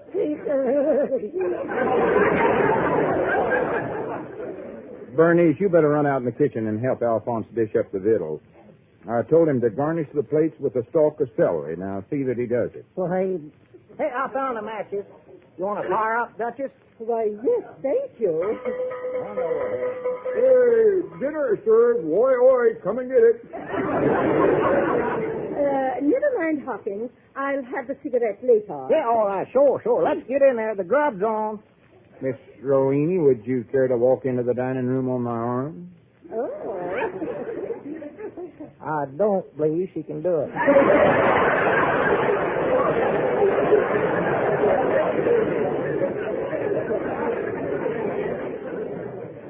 I do hope you've worked up a good appetite, Miss Rowena, because Alphonse has knocked himself out cooking up a batch of high-class French victuals. I hope he has some canapes. Yeah, I got a can of peas, a can of hominy grit. There we go. Hawkins, shut up. Miss Rowena, you sit over there, and I'll sit here. Thank you. Hey, wait a minute here. You ain't set a place for me and Bernice. Of course not. You're the servants, you idiot. Well, I'll be a polka-dotted possum. I dog as if that ain't gratitude for you. Hawkins, just mind your own business. I'm sorry, Miss Rowena. This servant problem of mine is getting worse all the time. Yes, I can see that. Well, let's dive in, Miss Rowena. Oh, Hawkins, come back here and light the candles. It's getting dark in here. Yeah, all right. Don't know where I've got strength enough to strike a match, though, as hungry as I am. Mr. Edwards, I hate to bring this up, but my food seems to be all stuck to the plate. That's peculiar. So is mine. That's them French cooks for you. Oh, Alphonse. And if you'll pardon my saying so, it all smells like shellac. Did you call me Monsieur? Dog, I can't get these matches to strike. Yeah, I called you, Alphonse. Our victuals are stuck to the plate. And where's the celery stalks I told you to garnish the plates with? Garnish? Yeah. Oh.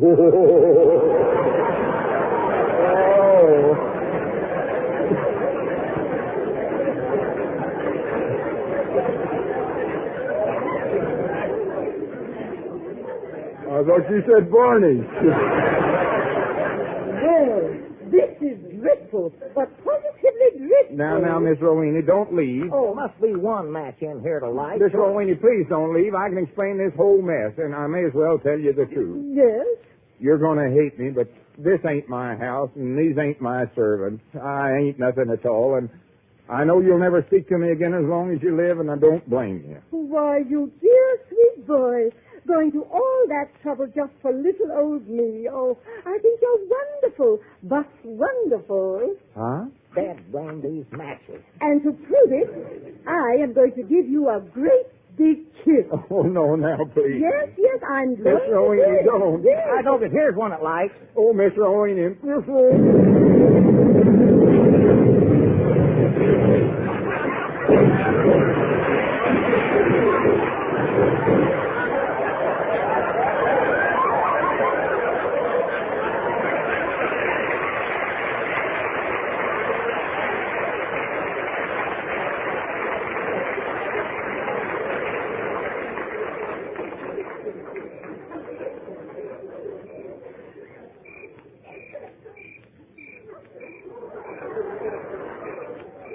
Hi, Granny's, Miss Rowena. Do that again.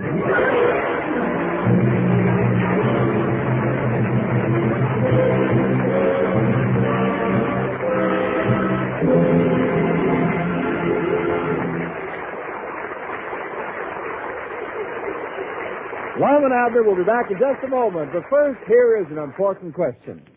When you're preparing Thanksgiving dinner, or any dinner, wouldn't you like to avoid last-minute rush by fixing some things ahead of time? It's extra easy with a Frigidaire home freezer. Stuff a turkey days ahead and keep it frozen. Store several pies, baked or unbaked. Freeze a supply of dough for hot bread. Everything safe in a Frigidaire home freezer. It's powered by the Meter Miser.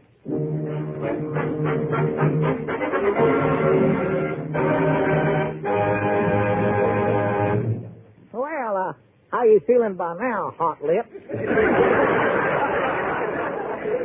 Yeah, a little better, but Granny's Abner. When Walt Bates gets back and sees his house, he's going to hit the ceiling.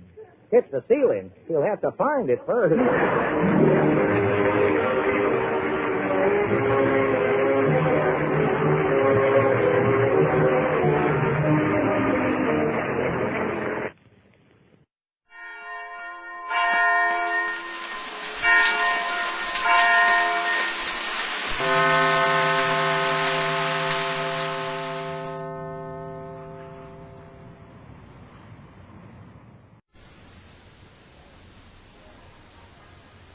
The Aldrich Family, based on characters originated by Clifford Goldsmith and starring Ezra Stone as Henry with Jackie Kelk as Homer. Henry Aldrich. Coming, Mother.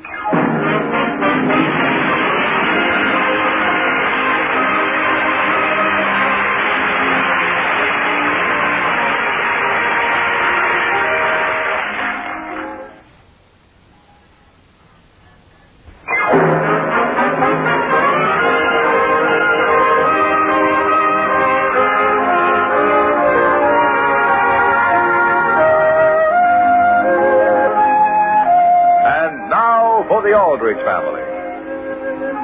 To an impulsive, wide-awake teenage boy, each new day is like a surprise package.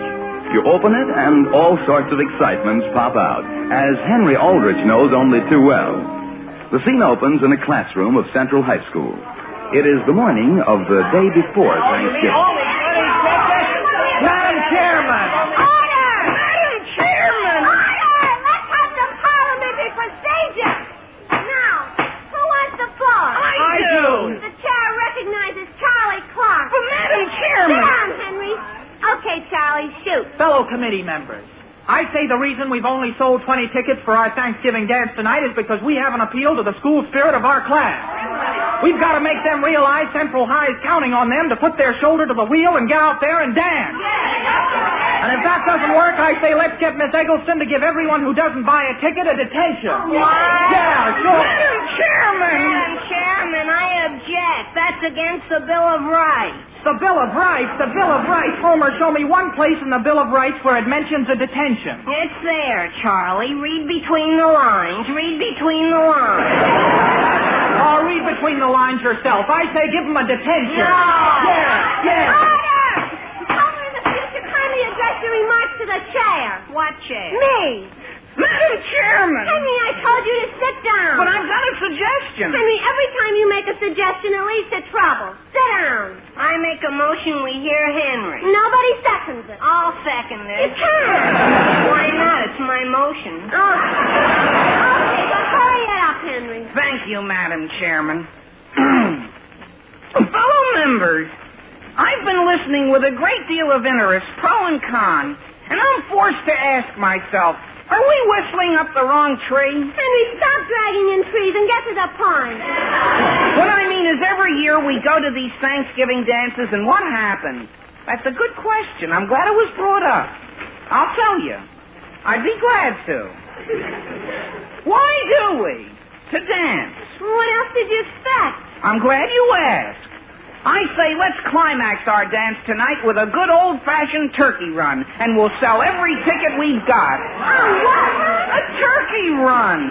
Just when everybody's getting good and bored dancing with each other, we turn this 25-pound milk-fed, country-raised turkey loose, and the one who catches him keeps them. Oh, no, that's out. Why? If you think I'm going to run out for a turkey in my new dress, you're crazy. Agnes is right. She is not. Besides, we can't afford to give away a 25-pound turkey. That's just it. I know where we can lay our hands on a turkey for as little as $5. $5? Henry, do you realize what turkeys cost today? Homer, there isn't a thing to worry about. You mean you've got a turkey up your sleeve? Madam Chairman! Madam Chairman! Sit down! Oh, won't the chair look at it this way?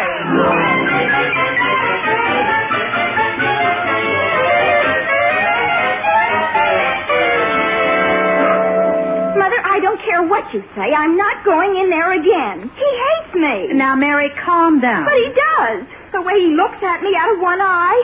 Mother, I've never seen anything so sneaky in all my life. But, Mary, the wash has to be hung out. And I'll hang it, Mother, but someone else has to go into the garage for the clothespin. Mary, really? I'd hate to tell you where he tried to bite me. He tried to bite you? My goodness. Goodbye, Alice. I'm leaving for the office. Sam, I'd like to speak to you first. Yes, something wrong? Sam Aldrich, for the last time, he has to go. Who? You know very well who. That turkey your brother John sent us. Alice, he's a wonderful turkey. He's milk-fed. Father, he couldn't possibly get that disposition from milk. Sam, you'll just have to get rid of him. Alice, are you sure we can't use him for our Thanksgiving dinner tomorrow? Now, dear, you know very well I have a clean, freshly dressed turkey in the refrigerator. Why not send him back to Uncle John? No, Mary, that would hurt his feelings. Uncle John? you can say anything to him. My goodness, the way we joke about his whole family. Mary, that's only his family. He's very sensitive about his turkeys. Sam, why not just give it to someone? That turkey? Mother, who'd take it? Well, I'm sure there are many families in Centerville who aren't as fortunate as we are. And what better time is there for sharing what you have than Thanksgiving? Alice, that's an excellent idea.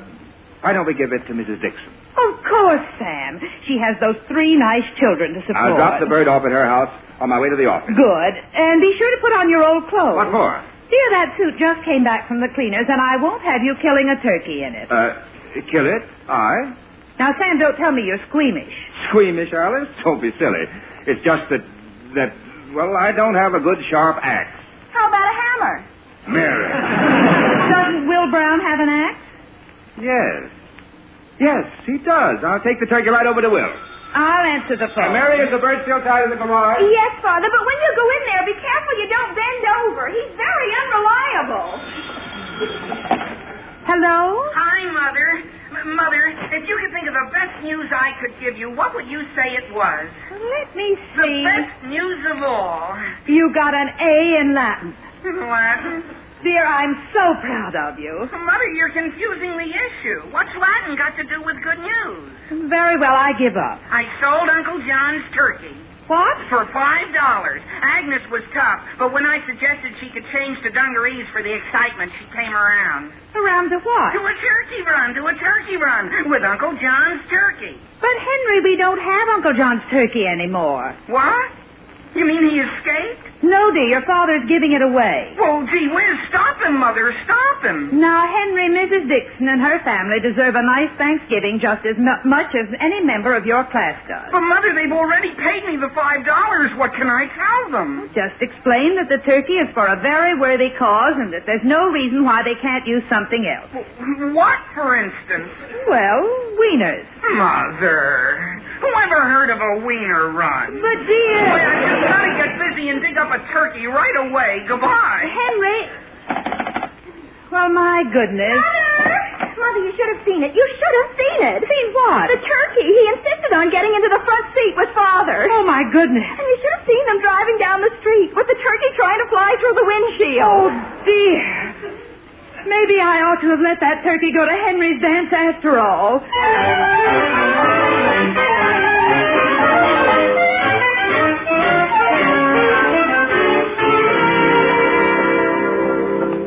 Homer, did anybody notice I wasn't in study period? No. But, Henry, you must have been out of your mind to buy a thing like that.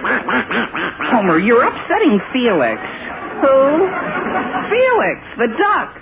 He was born with a name like Felix? I don't know, but I had to call him something. Henry, how are you going to explain to the dance committee? They've already got signs up all over the school about having a turkey run. Homer, a duck was all I could get for $5. Besides, gee whiz, he's much cuter than a turkey. He is? Don't you think so? Well, hold him up so I can get a better look. There. Hello, Ducky Wuckies. Henry, he's smiling at me. How can you tell? By the look in his eyes. Nice Ducky Wuckie. You're right, Henry. He is cute. Sure. And besides, we're doing whoever wins him a favor. How? Gee, every year it's the same old thing for Thanksgiving. Turkey, turkey, turkey. Don't you think they'll enjoy the novelty of eating a duck instead? Henry, quiet. What's wrong? Do you think you should discuss a thing like that in front of the duck? Oh, gee whiz, I forgot. Now, open my locker for me, Homer. Okay. Henry, there's just one thing. Even if the committee says it's okay to have a duck run, how can you? What do you mean? Well, a duck doesn't run. It waddles. It what? Waddles, Henry, waddles. Homer, you're crazy. A duck runs as well as the next person. How can it with its toes stuck together like that? Look, Homer, I'll put Felix down and show you. There. Now, let's back away. You'll see. Here, Ducky Wuckie. Here, Ducky Wuckie. Look at him run. Henry, that's waddling if I ever saw it. Oh, boy. Homer, Homer, where'd he disappear to? Right over the lockers. There he goes down the hall. After him, Homer, after him. Henry, what about my next class? Haven't you any school spirit? Our class has $5 tied up in that duck. Come on.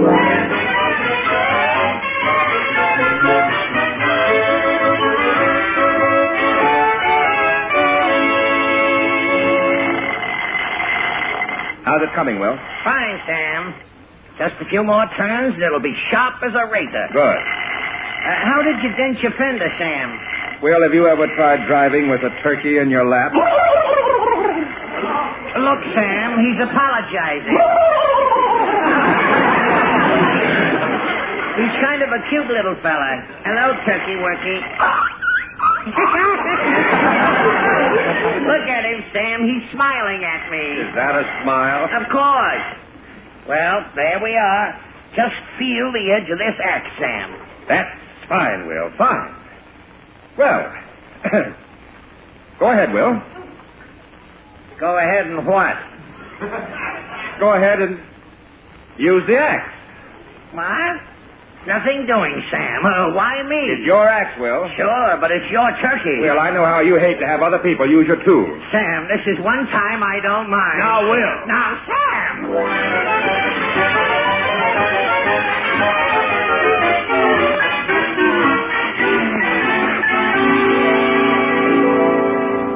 Come on, Homer. The duck tracks go right around this corner. Oh, boy, look at them. Well, at least he's easy to follow. Homer, did you find out how Felix got into art class in the first place? Well, the way I got it, they were painting this bowl of fruit, see? And the poor little fellow must have been hungry. He was? But what happened after that is really Miss Stewart's fault. If she hadn't let out a scream, Felix would never have flown into those paint jars. At least he could have picked out 2 jars of the same color. Look, red and blue tracks all over the place. Henry, look. His tracks stop right in the middle of the hall. They can't. He couldn't disappear into thin air. Henry, that's it. What? He started to fly. Homer, a school is no place for flying around. There's only one thing to do. What? Go into the principal's office here and ask them if anyone's seen a duck. Henry, you're crazy. But Felix has to be caught before he does some real damage. Hey, fellas. It's Charlie Clark. Hiya, fellas. Boy, the whole school's sure talking about our turkey run. They are, Homer. You see, I've got to find them. Find who? Wait here for me, Homer. I wish you'd reconsider, Henry. Henry isn't going into the main office, is he? Why not? Well, gee, I was just in there. I've never seen Mr. Bradley so mad. What about? Well, you know that fan in his office? Yeah. Well, he had it going, see, and some wise guy threw a whole bunch of feathers in it, and boy, you should see the place. Feathers? All different colors. Mr. Bradley's threatening to expel the kid who did it. Oh, boy, Henry. Where are you going, Homer? Stop Henry before it's too late. Henry. Mr. Bradley will be right out, Henry. Thank you, Miss Shea. Henry, I've got to talk to you. Gee whiz, Homer, don't forget where we are. Henry. Miss Shea, have they located that student who was responsible? Not yet, Mr. Bradley. Oh, and Henry Aldrich would like to speak to you. Henry. Quiet, Homer. Henry, I'm too busy to speak to you now. But, Mr. Bradley... Whatever you've broken, just pay for it and we'll forget the whole thing. I haven't broken anything, Mr. Bradley. No? Are you sure? Positive. Mr. Bradley, did you know there was something on your shoulder? Where? Oh. It'll take me days to get the feathers out of this suit. You had something to do with feathers recently? Oh, Homer, you stepped on my foot. I did. Mr. Bradley, that was Mr. Schultz, the janitor, on the phone, and he says those feathers come from a duck. A duck? A duck? Oh, boy. A live one. What? Miss Shea, that's ridiculous. A duck has no place in a public school. But that's what it was. Mr. Schultz said he saw it taking a bath in one of the drinking fountains. But... Ducks don't come in those colors. Well, Mr. Schultz can't explain that part of it, but he says that he knows a duck when he sees it. Mr. Bradley. Henry, don't interrupt. But, Mr. Bradley, if Mr. Schultz could tell us which way the duck went, Homer and I'd be glad to look for him. We'll find the duck, Henry. And we'll also find out who's responsible for bringing a thing like that into Central High. We will? Oh, boy.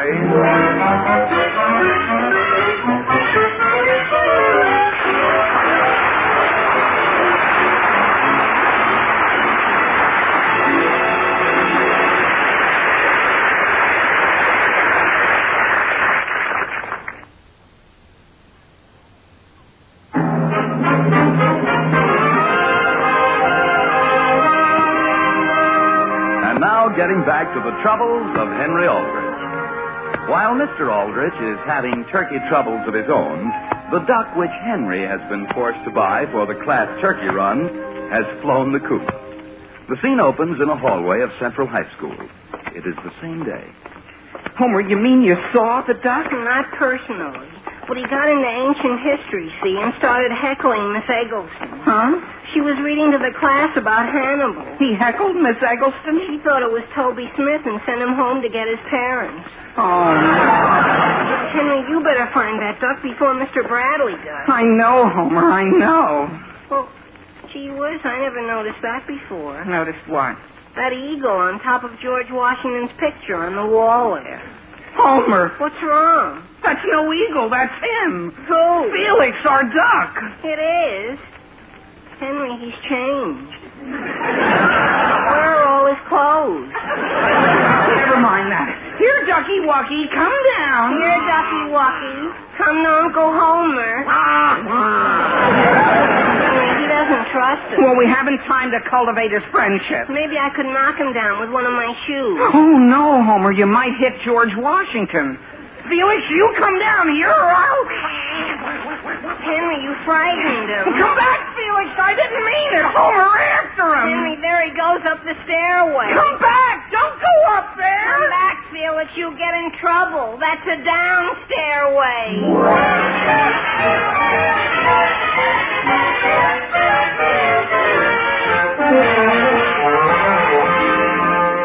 Hello? Hello, Delaney's Butcher Shop. Oh, how do you do? I'm phoning about...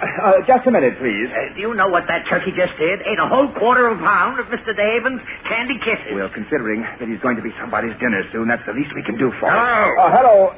Well, I've got the butcher on the phone. Hello, I'm Mr. Aldrich, and I'm calling in reference to a turkey. Turkey? Yeah. They've been going like hotcakes, but I think I have one left. No, I already have a turkey. Oh, you're selling him. I'm sorry, but I can't get rid of the ones I got. You don't understand.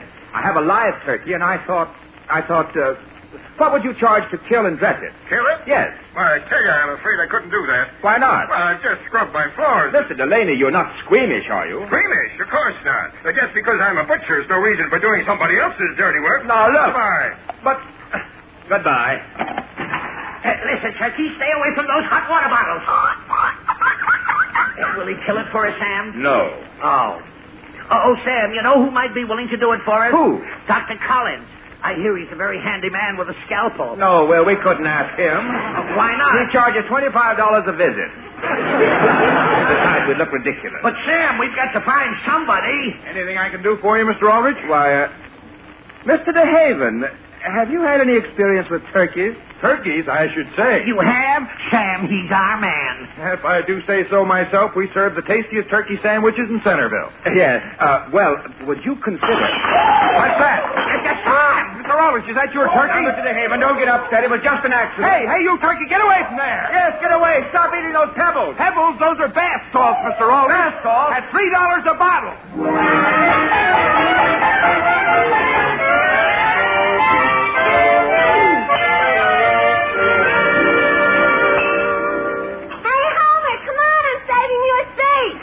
I'm not sure I can take the time to eat lunch. Have you seen Henry here in the cafeteria? No, and can't you even sit down long enough to hear what happened in gym last period? Something happened? Sure. We were playing volleyball, see? And right in the middle of it, this bird tried to get into the game. A bird? Agnes, was it anything like a duck? No, it was different colors. More like a parrot. Oh, boy. And the girls were all brown. What have I done? It's okay, kid. That's okay. But try it once more and I'll slap your face. Agnes, I didn't do anything. Don't kid me. There isn't anybody close enough to pinch me except you. Pinch you? I pinched you? So you admit it. Homer, did you have any luck? No. Gee whiz, I almost had him. I trailed him to orchestra practice, see? And he flew right into Albert Harris's tuba. Well, why didn't you grab him? Before I had a chance, Albert blew him out. Blew who out? No one, Agnes. Just someone. Henry, I certainly want to apologize. Apologize, Agnes? For being against your turkey run. Well, now that I think it over, Agnes, maybe you were right. No, I wasn't. The dance tickets are going like hotcakes. They are? Sure. Everybody's hoping to catch the turkey. They are? I hope it's a fast one. The whole track team just bought tickets from me. Agnes, look, about that turkey. Henry Aldrich. What's the matter? Are you looking for a slap, too? Well, what did I do? I suppose you didn't pinch me. Gee whiz, no. Oh, so it was you again, Homer. Agnes, I give you my word. Well, somebody pinched me, and I dared him to try it again. What did you say? Homer. Where is he? Under the table. Get down there and grab him. I cut it out. Here, Ducky. I got him, Homer. I got him. Henry, let go of my hair. There he goes under the next table. Excuse me. Cut it out, you. Hey, watch your feet. There he goes under the next table.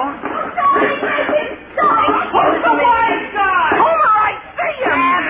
I can't get by this guy's feet. Hey, lift your feet, you. Lift your feet. I beg your pardon. Oh, boy. Hello, Mr. Bradley. Are those feet attached to you? They are. Stand up, please. Mr. Bradley, I know you won't believe this, but I was really under the table on school business. You don't say. And what school business would take you under the teacher's lunch table? The teacher's table? Gee, how do we lose our direction like that? Oh, boy, there he is. Get that duck! Somebody get that duck! Just a moment. Just a moment. Just a moment, everybody. Just a moment.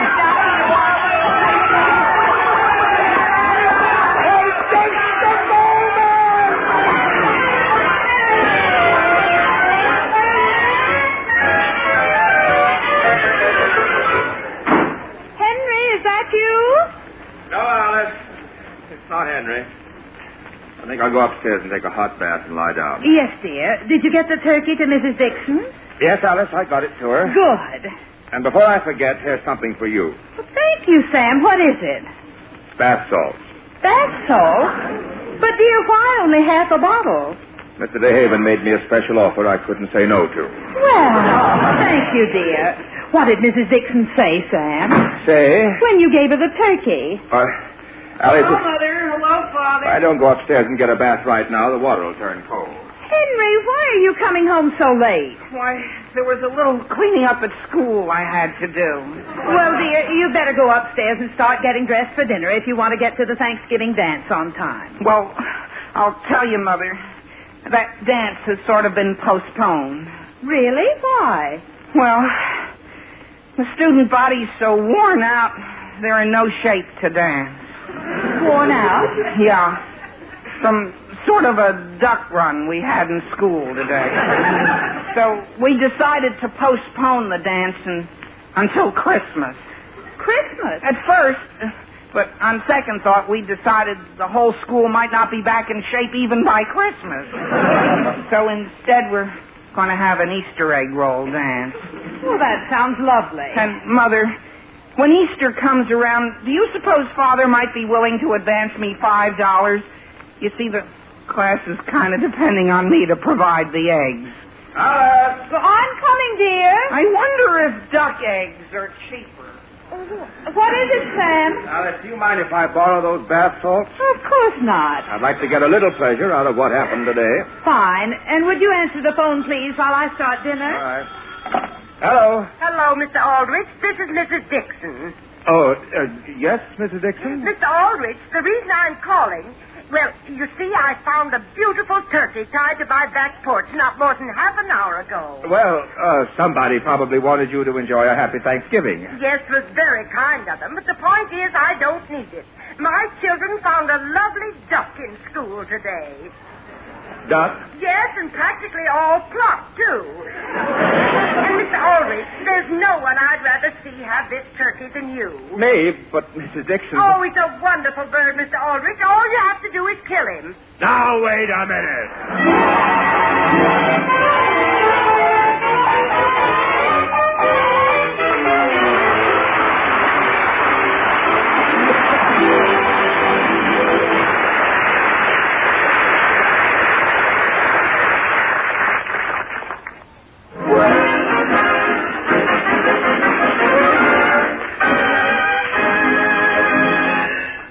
again next week, same time, same station, for another sparkling half hour with your favorite youngster, his family, and his pals. The Aldrich Family, starring Ezra Stone, is written by Clifford Goldsmith.